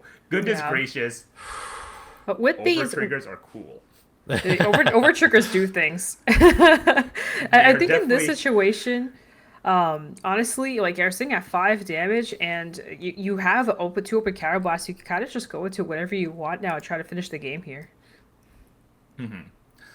So looks like Fam is opting to go into the Tirawa. We don't have the GB3 live, however, so we will not be able to get 2 Vanguard swings. But do we have a 3rd copy, 4th copy of Selena? We do not. So it looks like this will just be a very simple 3 Vanguard swing, and we are hoping that all the power that is incidental on the board off of Tirawa, off of the Rivieras there should be enough. I'm looking at 28 on that one column on that force. I'm looking at 18, and I'm looking at +5 on the Tirawa due to the 1 empty circle. There was a card left in hand, was there not? You can send back anything. So you send back your back row. So essentially the restand could have still happened. They're not on GB3. They're not GB3, however. Yeah. That's why I'm looking at the heal that they discarded for Stride. And I was like, I guess that was the only way they had to Stride. So they decided on going for a slower Stride rather than going for the G guard into the GB3 for a double restand. And I think at this point, too, you're probably just thinking, I have to close out this game here and now, if at all possible. Yep. Just because otherwise... things can very quickly scale. Wow. So getting a double crit, putting it on the Riviera there. What does Toby have in his hand? Hopefully a heal trigger to do some G-Guard plays, but it looks like only a pair of cards in hand, and it looks like that's it. The game. That is it. Wow. That was a pretty fast. That was like I don't know how else to put it, but that was just aggression upon aggression. Yeah, very much so. Moly. Normally, like, when you think about these decks, you think of Narukami being a red clan and Bermuda being a blue clan. You're thinking the aggression is on the Narukami side. But Bermuda with Riviera coming here just like, I don't care. I'm going to change those standards and I'm going to punch you in the mouth really hard, hit you to 5. Even before I stride, because I didn't stride, I was going to try and hit you to 6, to 7. But luckily, Toby getting that super clutch over trigger into the super clutch heal right after, despite having to draw off the over trigger. Goodness gracious. Wow, really gave him a second chance at life there, and definitely, they tried to do everything they could with that new lease on life, but like we saw, it just wasn't quite enough. But at least the game didn't end with a 0-6 score at the very end there. There was actually some blood in the water there. Yeah. That was insanely, oh my goodness gracious, watching that was insane to watch. I honestly, I don't even know what was more insane, like just that like aggressive turn. Like honestly, like Fam had all the pieces to just go like as ham as possible. They didn't even need Lieselot that game. They were just like, here's the board, we're going. They kept discarding Lieselot there. You can go. Let me just get my whole engine going. And it was just a Selena. This girl right here, she's gonna put in so much work, and if you are not ready for it, you are gonna get punched in the teeth. We're supposed to be exchanging blows here, but it definitely looked like just being able to go first, being a Force clan into an Axel clan, that just came up volumes in this matchup. Exactly. Definitely. It's almost something too. You kind of wonder, would Toby have been in a better position being able to go first there, because everything was in the favor of Riviere there, going first, getting that ride skip, getting to grade 3 while your opponent's still at grade 1, having an insane aggressive pop off turn there, just putting your opponent from 0 to 4 right off the bat like that was definitely very, very difficult to deal with. Yeah, a lot of Absolutely. aggression. Now, I do want to bring up the question here that do you think that there was something different that could have gone in the game for either player? Like Ty mentioned, what would happen if Toby went first, or what would happen if Fam didn't have the Freya? Like that Freya came up huge in that game. Oh, That yeah. one stride turn on the stun burst where you were able to protect your entire back row. Since your front row was being attacked, that Freya came up huge. Well, what do you think might have happened if Freya wasn't there? That would have been a completely different game because all the entire board would have been gone. And with having literally zero hand, like for 2-3 turns, your only hand was drive check. Because of that, if the Riviera player were to lose their entire board, that aggression would have decreased twice. So Freya was literally the reason why they're able to keep the aggression going, since you can't touch anything on the board. Yeah, and like we saw, there was already plenty in drop for Toby to be able to target with that stun verse. If you can imagine that if the board would have been on the chopping block as well, Yeah. just how much advantage would have scaled away from Fam, and then the amount of extra draws that Toby would have gotten off that as well could have definitely seen things play out very, very differently here. Yeah. Now, on another topic, we do know that Fam was able to become victorious in this top 4. We know that Ares is versus Megatrick in the other branch, so that will be Vanquisher versus Nightmare Dolls. How do you guys think this one is going to come out? Orange, give me your thoughts.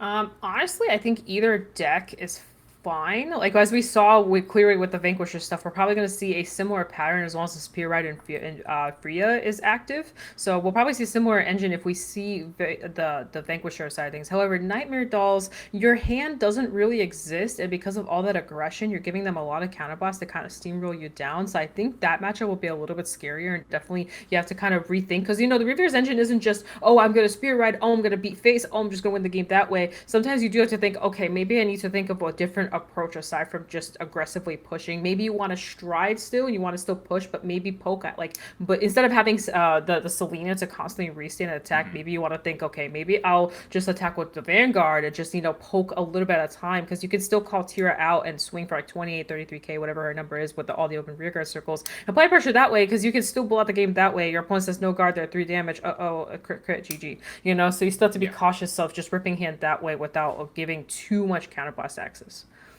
Good insight. What about you, Taya? What's your thoughts on that matchup there? Like was mentioned, I think if we see kind of Vanquisher move forward, which I'm kind of silently in the background kind of pulling for to see Vanquisher go forward, we could we might just end up kind of see something very similar to what happened here, or maybe Vanquisher gets to go first. Maybe we don't see the ride skip on the Riviere side of things. Yep. Maybe we see Vanquisher kind of pump out even more aggression before Riviere can, or maybe we see Nightmare Dolls, and like was mentioned, if Nightmare Dolls get a bunch of damage, they can just kind of pop off and do their thing. So it really just kind of comes down to we've got some very, very aggressive decks potentially going into the championship round here, and it's just going to be who can out aggress who, I think. So. Yep. And we keep talking about maybe and maybe, but the championship around, the finals are just about to start, and we will bring you that live coverage right after this break. Thank you so much for watching Bushiroad Rumble Online 2022. We will see you for finals soon.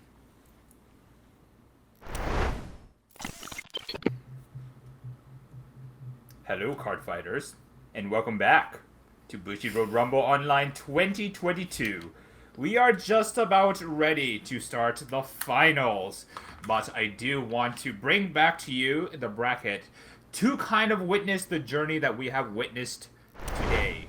I just said it twice. So, as we can see in finals, we have Megatrick on the Nightmare Dolls and Fam on that very aggressive Riviere strategy that we saw today. What do you think is going to come out on top, Orange? Honestly, I don't even know which one I'd like. I'd like to see Riviere just for a change of pace. So, and I do believe that it would be just really cool. However, I do think overall, if my matchup knowledge is correct, I do think the Pale Moon player should take this one. I think they had the cards are on their side more than they are on Reviere's side, even with the Spear Ride and everything, just because of the way each of the decks work. I think the Dolls player will have the upper hand here. What about you, Ty? What's your take on this? You know, I think if we see on Fam's side of the table the things that happened in that last game, that could potentially be enough to kind of like really put them firmly ahead because, you know, as long as Nightmare Dolls don't really get too much of a chance to play the game, because I think realistically in that last round we only saw 2 turns from Toby's side of things. So unless Megatrick, like if we see Fam go first and do all the things that they did in the last round, unless Megatrick can win in 2 turns, I think we could potentially see a very similar outcome. I think a lot of this will be decided who goes first. Both decks have a very strong going first strategy, and I think it kind of puts the onus on them being able to perform that strategy to its ceiling. Now, I do have word that despite us talking like this, they want to show what they're capable of. So, everybody, let's get ready to rumble in the finals of the premium tournament for Bushiroad Rumble Online 2022. I am so excited. What about you guys? I'm ready. Let's do this. I can't believe we've made it so far. It's been days. It's been days and rounds of hard work, but here we are at the finals. This will decide the champion for BRONA. I don't even know. Both players have been working so hard to get here, so I just can't wait. And oh my gosh, Fam is going first. Fam is going first. Wow. All right. With that stack grade 1 again. It's the 3rd time we are seeing this in this tournament. Very strong position to be in here, already starting off. Yeah, So here we once go again, with the to stack. remind, Tavia able to stack the top card of your deck, so you are able to choose what you draw off of the starter. Off the top 5 cards of your deck, you are able to choose your best one, and we do have the Here's grade the 1 Riviere. Riviere as well. Oh, it's just happening all over We're again. just repeating what we've seen 3 times now, by the way. This is the 3rd time we've seen Fam on stream, and all 3 times we've seen this exact interaction happen. We're getting another Riviere, potentially going through another Riviere cycle here, and we're getting the draw off of the Soul Blast once again. So pretty much just seeing our pieces as soon as possible. But will we see the Superior Ride this time? That is the big question to ask here. All right, so going to go ahead and finish the cuts there. Probably going to go for that second copy of the grade 1 there just to get it into the soul if we do have the Superior Ride. Fitting around here, there it is. Gonna Soul Blast the Tavia, re-ride into Mermaid Idol Riviere, and off the top 7, do we have any other Riviere names to pick up for our combo? Nothing there. So... Not a free +1, but hey, we'll still take it. It is still a +1 to soul that will become a +1 to board later. Yep, exactly. Now, the last question. Do we have the Selena? Do we Yes, have the maturity? this is the question. This is the real question you want to ask yourself. Is it possible? And this Do could we really... Superior Ride? We there it is! Superior Ride! Wow, Once okay. again, discarding a copy of the Grade 2 Riviere to go and grab another copy of the Grade 2 Riviere to instantly ride. We'll be popping out the Grade 1s one more time, having an aggressive turn coming here. All we really got to ask ourselves is if there's a Grade 3 ride target, because outside of that, looks like we'll be seeing a very similar style of play here. Yep, this is Fam doing what we've seen them do a few times now, just very early grabbing that momentum and then just trying to carry it through the rest of the game. It's worked out clearly very, very well so far. We'll see if it continues to do so. Oh, but it looks like we don't have that second copy of Super Idol to be able to ride on top of it. Now, we will see Megatrick ride into that Leslie, getting it into the soul very early, and it is going to be a 1-2 pass. Now, if you're on Megatrick's side, you are hoping for no trigger. You don't want to give Fam a single counterblast to be able to ride into the grade 3 to cycle out for a draw 2. So we will see top idol come out here. And let's go ahead and see the board flood if it happens. Oh, there's Selena. So at least we have, and we definitely have 3 attacks here. But can we get more? Is there reason to give more? That is the question. Yes, that's a very good point. Especially with Nightmare Dolls, because they're one of those clans that the more damage you give them, they'll eat it up and just turn around and give you a very bad time in return for giving them all that damage. Exactly. Gonna go ahead and guard that first attack from the Selena. Selena's skill to bounce itself back to hand and recall itself. And out comes the Riviere drive checks. That looks like a heal. Going to be able to give the power there. What's most important about this heal, however, is that if we choose not to use it, we are able to call it from hand the next turn. And get... Over trigger? There's an over trigger. And a crit? And a crit. Is there reason to rewrite here? I guess not. Probably not. No reason to. I'm going to go ahead and pass it on back to Megatrick there. Megatrick will choose to ride into the Ginny. So 2 out of 3 pieces collected, but getting the 2 main pieces into Soul is very important. So this situation here, you want to swing into that Selena, to be honest. There's no reason to give Counterblast. You want to get that card out of there because Selena forces you to have to Superior Ride. So the more that's already 1 copy out. So the more copies you swing into it, get rid of them, the easier it is to deal with those multi-attacks. I also like seeing Megatrick choosing to call down the Beast Tamer as well, just to have another venue of attacking into Selena if Fam does choose to guard on that Vanguard swing there. But we will pass the turn back to Fam, and what I want to see from Fam's side here is we have that Heal Guardian in hand. We might be able to go for a super aggressive turn, call down the Heal Guardian, get that free damage, and go into a stronger Stride. But it looks like we're going to use it to Stride instead. Maybe we have another copy in hand? Going into Tira here, so this might be the full. I think that's Tira. I can't actually tell. Is Tira or is the Cho? It was one of the 2. I think that is the Tirawa because it's using its skill to flip here. Also a good one if you can call nothing, like commit like 0 cards and just go in and beat face. There might also be a world where that's also not a bad call.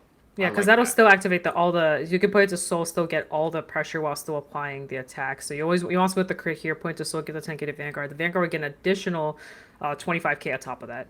Yep. Gonna go ahead and swing 14 to the Vanguard. Magic numbers. Very, very, very creamy. Yeah. That's gonna get guarded with that 15k crit. And here we go, swinging with the Tirawa. Gonna be able to use Ardell, the crit skill, to go into Soul. Give the Tirawa another 10k power alongside that 25k that we get from the empty board. And probably going to swing at Vanguard here. Yeah, this would be... I mean, you could swing to the rear guard, but honestly, you could just go straight to Vanguard here. You are applying so much pressure, you don't really want to just not guard this, and Roadrock is definitely a good approach to this. There we see that. There's a Freya, there's a Riviere, and that last another heal. Rolock putting in very good work there. A very large attack coming out from Tirawa, but Rolock being able to just completely nullify it. Yep. Ooh, gonna go ahead and ride into the Alice rather than the Carol here. Interesting. At least you can instantly go. You can pop out, using Alice's skill, she actually lets you pop out a doll. You don't have to do it, but you can choose to, and then you can just instantly Stride if you want to here. Honestly, not a bad play, but we also kind of want to keep those dolls in Soul. Luckily, we do have Beast Tamer to be able to push it back into Soul, whichever else we call out here. Putting Leslie on the back there. And let's go ahead and see what our first Stride will be. Using Chelsea as Stride fodder to go into the one and the only Dark Lord Princess. Honestly, that extra 5k in the Leslie isn't terrible. Like, if you really think about it, you get the extra 5k, you could restand, apply extra pressure, get through, like, some form of defenses. Like, it's actually not bad. And we're going to see Marissa come out onto the Axel Circle here, using its skill to put another copy of Alice into the Soul. And from there, we find a Leslie and we find a Carol. Very nice cards to see off. More importantly, also thinning the deck by 2. Yup. That's the best. I think that's my favorite part about Marissa. Like, getting the cards to hand is nice, but also just applying that deck thin is just really solid stuff. Deck thinning is definitely something that we've been seeing popping up several times throughout this tournament as well, and like that being like a +2 of some key pieces to your hand, and then also just taking out a couple of non-triggers from the deck could potentially put in a ton of work. Ooh. Wow, getting the Ginny off as well to get an Alice on the board, very very nice. I like this play, especially with the fact that riding that out is, like you said, Orange, calling that Leslie out to the back row to use as a repeatable 12k booster. We're going to get a lot of value out of this Leslie. Exactly, exactly. That's the key here. That's why I actually kind of like that little play there with the Leslie. It makes Leslie not be a little 7k. Okay, what's going to happen here? And oh, not to mention, we still have the Leslie in Soul, I believe. Yeah. Actually, no, we have a Leslie that we picked up off of Marissa that we are able to pop into the Soul off of Yvette's skill to push out into the Axel Circle. So off of this one counterblast, we are able to put out a really nice offensive pressure. Oh, pretty nice drive checks actually. Getting two 10k shields as well as the PG. Choosing to put the power onto that Leslie. One of the best units to put the power on, honestly, is that Leslie booster. I will say, in this situation, we only have like one counterblast. We're mainly just, I think here, the whole point of this is just kind of set up as much as possible, get all those Excel marker generations, but you're really not trying to go for the kill, because in this situation, if I was Fam, I would just take like almost everything here. You don't really, your big concern is next turn. You want to have the hands to deal with that, but you know, this kind of puts you in a bad situation. So you're at 1 damage, and you are definitely surviving this turn. But then next turn, what do you do to kill the Pale Moon player? Because they could just go into this exact turn again, and it'll be even stronger. Yeah, Definitely. especially with like Pale Moon being so like resource intensive, but at the same time, like their plays set up their own kind of resources, which is something very unique to Pale Moon. Like Marissa's cost of putting a card from hand to soul, that is free setup. Yvette's cost of putting a card from hand to soul, that's also free setup, just like what we've seen here, being able to put that Leslie into soul, call it out onto that Axel Circle. Just like you predicted it, Tony, there, where going into the Yvette, getting the Leslie into the soul, and then calling it to that new Excel marker. Getting a very nice draw trigger as well. All the pluses on Megatrix's side here. Something you need right now just to apply more pop off. All right, here comes one Leslie swing, starting at I believe this should be 37. 37 or 32. I can't remember all the power stacks. I believe there was two 10Ks that dropped on there for sure. But also that Leslie boosting. Okay, using Alice's skill, Soul Blasting, gonna swap itself out for a Ginny. And Ginny's gonna go off here, as well as both Leslie's seeing that Alice move into Soul. Here comes that Alice once again. Oh, and that... Oh, what's the card called again? That Beast Hammer is going to become huge as well, because that is basically a counter blastless way to push the Alice into Soul for one more attack on that front row Leslie. Yep, that's exactly why I was saying that's the best way to avoid countercharging. I mean, to avoid, if you're getting denied counterblast, or if you need an extra counterblast, the Armored Beast Tamer is the best way to set up again. I love it. I love it. Yeah, that card is like my favorite card on the planet. I love that card. It's such a simple card, yet it does so much. It has to attack Vanguard though, but still, it's just such a nice card. Yeah, it might not hit the Vanguard, but we've got a Leslie on that Axel Circle that will. So you're basically converting that fake attack into a real attack coming up. Exactly. Discarding a PG for that attack, pushing the Alice into Soul, which will then proc the two Leslies there. This is not needed to be guarded. And then one last attack here from the Leslie. What does Fam have to deal with this? I mean, they should be able to guard, but they're gonna be in trouble here. And here comes the this would be really good. You can activate all your GP3 skills now, so going into this isn't bad. Honestly, at this point, it's just shield. All right, calling Citron here. Citron's effect to go ahead and call something, or choosing not to and just using it for guarding, 15k shield. Yep. I think the point was just to, I guess, unlock any GB for anything you need. I mean, you can Ultima, or you can not Ultima. You can go to Megiddo here. Not that you would really want to, but you could. All right, let's go ahead and see what Fam has. What a showing from Megatrick there, just being able to push Fam from 0 to 5 right there. Really Yep. kind of setting up for, as long as Megatrick is able to get another turn, a very, very scary, potentially final turn, depending on how this turn goes. I was about to say, I think he's going straight into Megiddo here. Because there's literally nothing else you can do. This is the best way to fill up a board without having to use your hand. Because, like, there is nothing else more you can do at this point. You're at 5 damage. The Dolls player is sitting at literally 1 damage. Anything you do at this point on is going to go against you. Because after this turn, we'll probably see a dust turn. And that's it.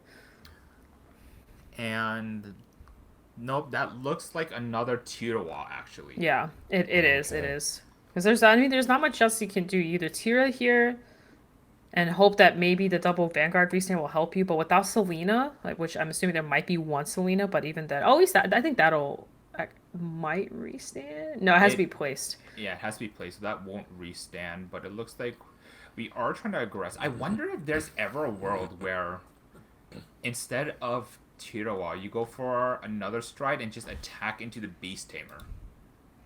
You deny them the counterblast because we didn't get to use our grade 1 Nightmare Dolls Abigail last turn. So outside of like any other natural way of countercharging, you could be able to try and insulate for next turn and try and get a better turn right after. But let's see how the choice of going into Tirawa affects this turn and the game outcome.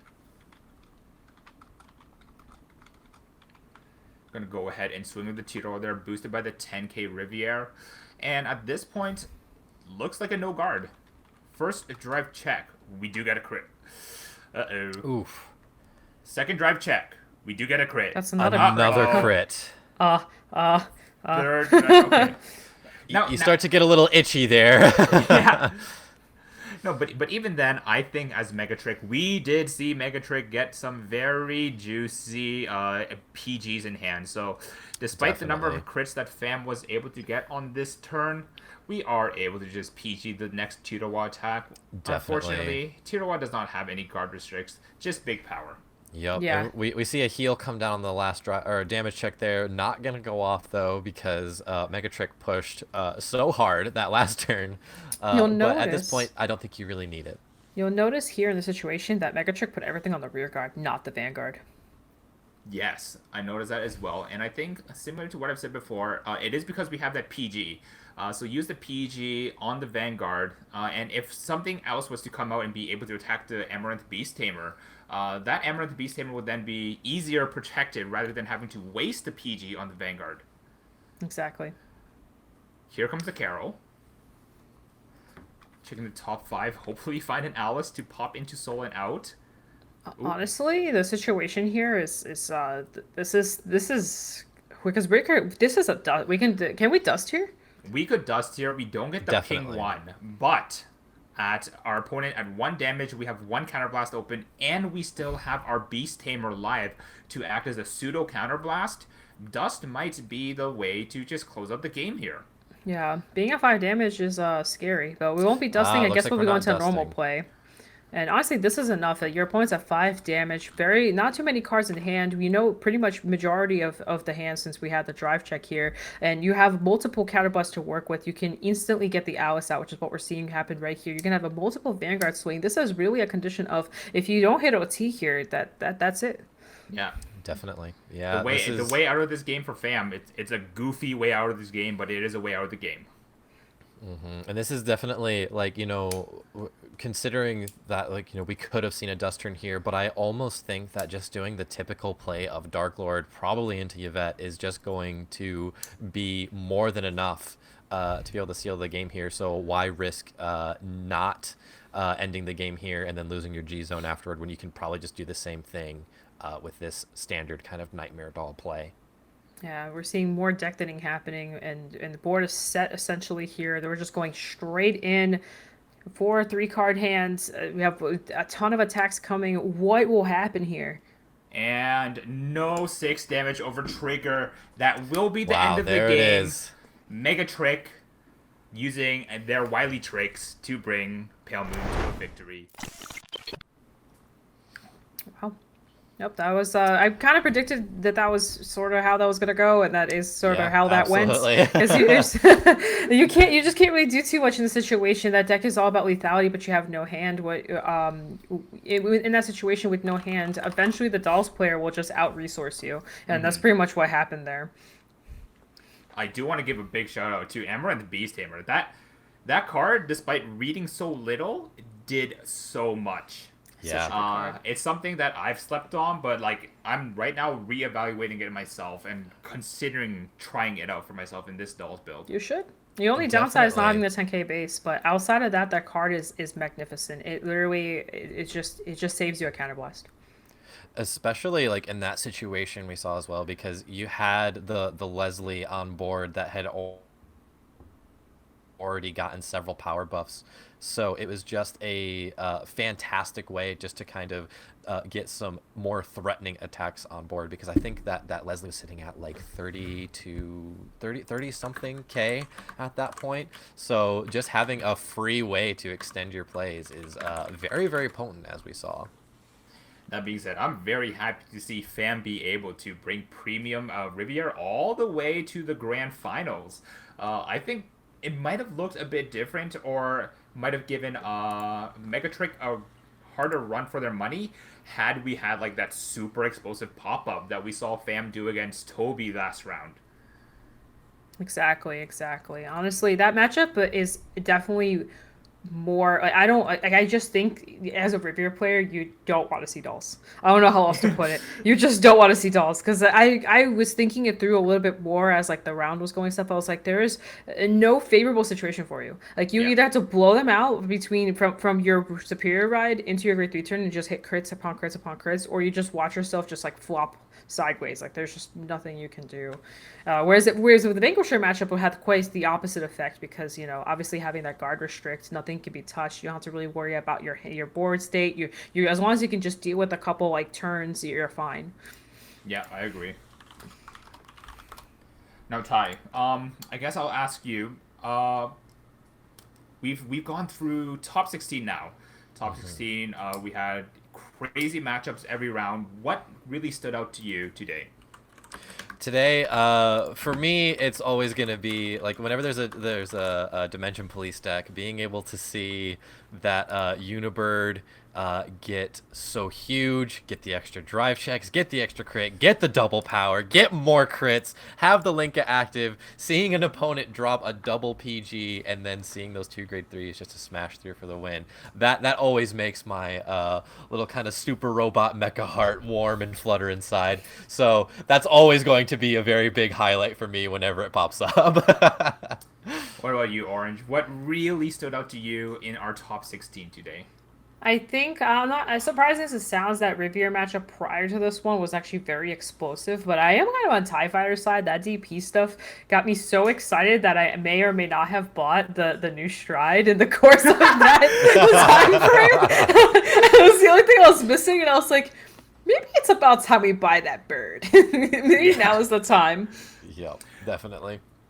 For me, I think my favorite moment was basically Megatrick showing me that like there are other options in the Nightmare Doll deck, and like it's not really set in stone. They're like showing me the power of Beast Tamer Amaranth. Like, I'm very happy to have learned about that, and it's definitely goes to show that you're never done learning in Premium. But with regards to that, we are about to get Megatrick onto the cast with us to have an interview. But we're gonna send you guys to a short break to get everything set up, and we will see you back here shortly.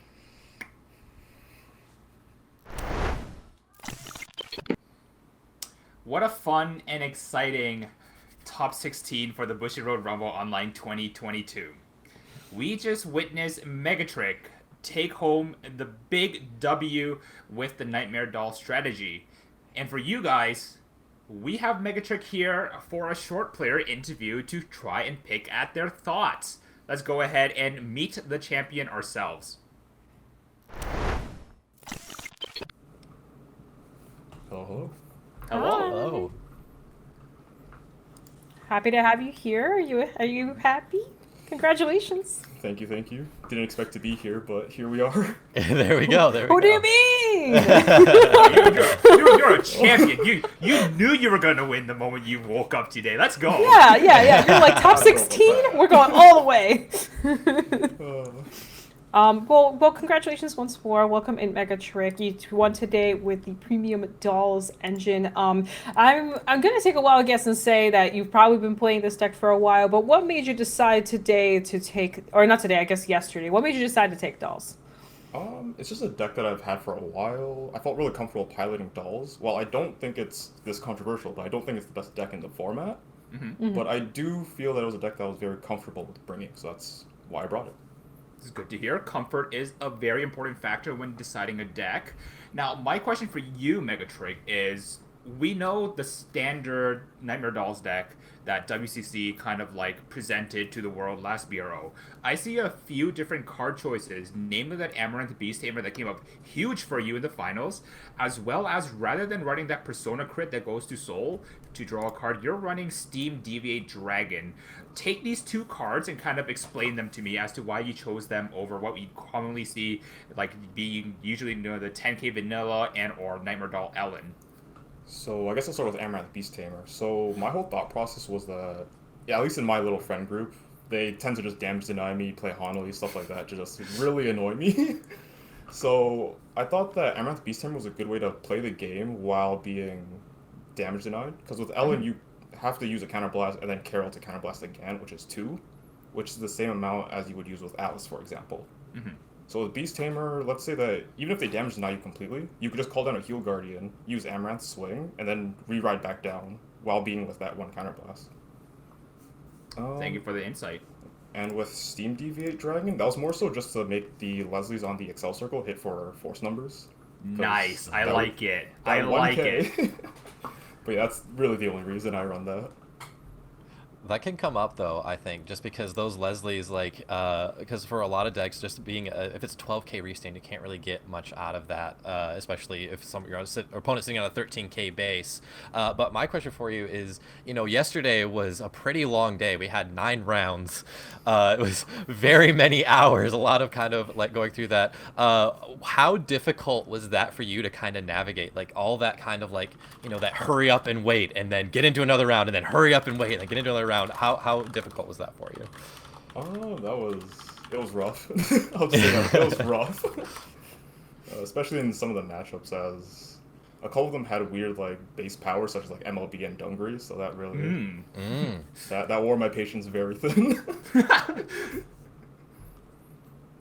I actually have a question for you. So, you were saying Dolls isn't like exactly the best deck right now. What were some struggles that were like? What were some matchups that you didn't want to see, or you want to try and avoid? Some matchups I didn't want to see. Well, Dimension Police immediately comes to mind as one. It's a Force Clan, so that makes numbers a little awkward, and Dimension Police has a very good way of just controlling damage, which I was very afraid of, as I need Counterblast to pop off with Alice Leslie. Yep. And they also have a very comfortable time slotting Hanali into the deck, which is also a pretty good counter to it. So Dimension Police is number 1. I just wanted to avoid that at all costs. That makes sense. I think that matchup. I think that DP got a big upgrade too with the new Premium Collection just now, making it actually honestly one of the better decks to take now. So my second question for you, Megatrick, is having gone through this weekend gauntlet now. Is there any updates that you would make to your deck to make the journey smoother even? Is there some cards that you wish that you had to consider about, like something like Megatrick Assassin? No, Assistant, I believe. Tricky Assistant? Tricky Assistant, yeah, to try and like remove those Hanali off the boards a bit easier, despite it also needing a counterblast. But you also kind of alleviated the counterblast cost with the Amaranth Beast Tamer. Any kind of like ideas like that you might incorporate into like a future version of this deck and replay BRO 2022 again? Off the top of my head, I don't think I would run Tricky Assistant specifically, but I feel like I think it was the Chimera Grade 3 that's on attack, Soul Blast 1, move a Regards to Soul, give it 5 and counter charge if you haven't already. I feel like that would have came up in a couple of matchups where I was already counterblast starved. So that would have opened up in a counterblast, perhaps moving Alice to Soul to restand some Leslies. So that I'd probably just add that in. But other than that, I'm pretty comfortable with how my deck is at the moment. It's good to hear. Very cool, very cool. For my second question, I guess, I don't think we got to see you on stream up until just that final round there. We got to see you take it all at the very end there. But across like these 2 days, across all these rounds, was there any kind of like moment in particular for you personally that was just kind of like a standout highlight that you'll kind of like bring back to the friend group at locals and kind of be like, oh, there was this one thing that happened, it was this, and it was so cool, something like that? Something like that. Maybe it would be actually in this, I believe it was top 16. I played against a Grand Blue player. And honestly, my choice of running the Steam Deviate Dragon was very weird. Like, people are always just like, why are you running this? Why is this? But it actually did come up where my opponent did hit a defensive. So the crit was boosting the Vanguard. So I called Dark Lord Princess out to the Excel, gave it 2k, and now it hits for a magic number. Like, Nice. Although it's kind of minor, but I do feel like small things like that, I would actually tell the friend group just to let them be more aware of it. Oh, And definitely. just be like, Yeah, yo, yeah. check this out. This is why I run this, and so on and so forth. Yeah, I'm definitely Awesome. a big fan of those kind of like small little texts, those kind of like small little things that can make a huge difference in those kind of like very fringe scenarios for sure. Very cool. Exactly, yep. Yeah.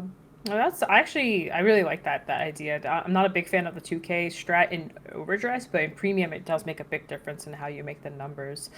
Did you want to give out any shout outs or anything to anyone before we close out? Just shout out to my friend group, namely like Charlie, Celestial, Nico, Noto, like those guys, they're the best. Obviously leaving out a couple such as like Yellow and others, but Aw. y'all are awesome. Thanks for all the help with testing and whatnot. Don't bully me too much when I get back. They'll continue bullying you. I know them pretty well. No escape. There's no escape. There's no escape. You mentioned Notorious. You're done for. All right, Well- Megatrig, thank you so much for joining us today, and once again, congratulations on your championship title for Bushiroad Rumble Online 2022. Yep. And this pretty much wraps it up. Bushiroad Rumble Online 2022 for the premium format is coming to a close. But we're not done with BRO 2022 just yet. We have 3 more exciting weeks of events to go through. So let's quickly review those one more time before we head on out. Orange, you want to take it off here? Sure. So day 1, we had this is week 1, so this is what we just happened. Essentially, we had premium day 1, and then we had the top cut for day 2, and then going on to week 2. We have this will be V-Premium. Day 1 will have the normal stuff going on. So pretty much the Swiss rounds will be happening for everyone, and then in day 2 we'll have the top cut happen there as well. But we do have more after that. We also have week 3 with the standard format. This will also be day 1 we'll have Swiss rounds, and day 2 we'll have the top cuts. But wait, there's not just Vanguard. There's also week 4. With Weiss Schwarz, day 1 will be happening on top with day 2 as well. So there'll be another 2-day event. So that is the schedule that'll be coming up for Rumble.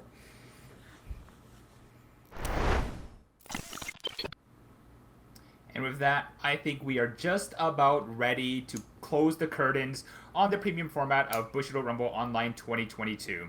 I do want to give a big thanks to my co-casters, Outer Orange and TIE Fighter.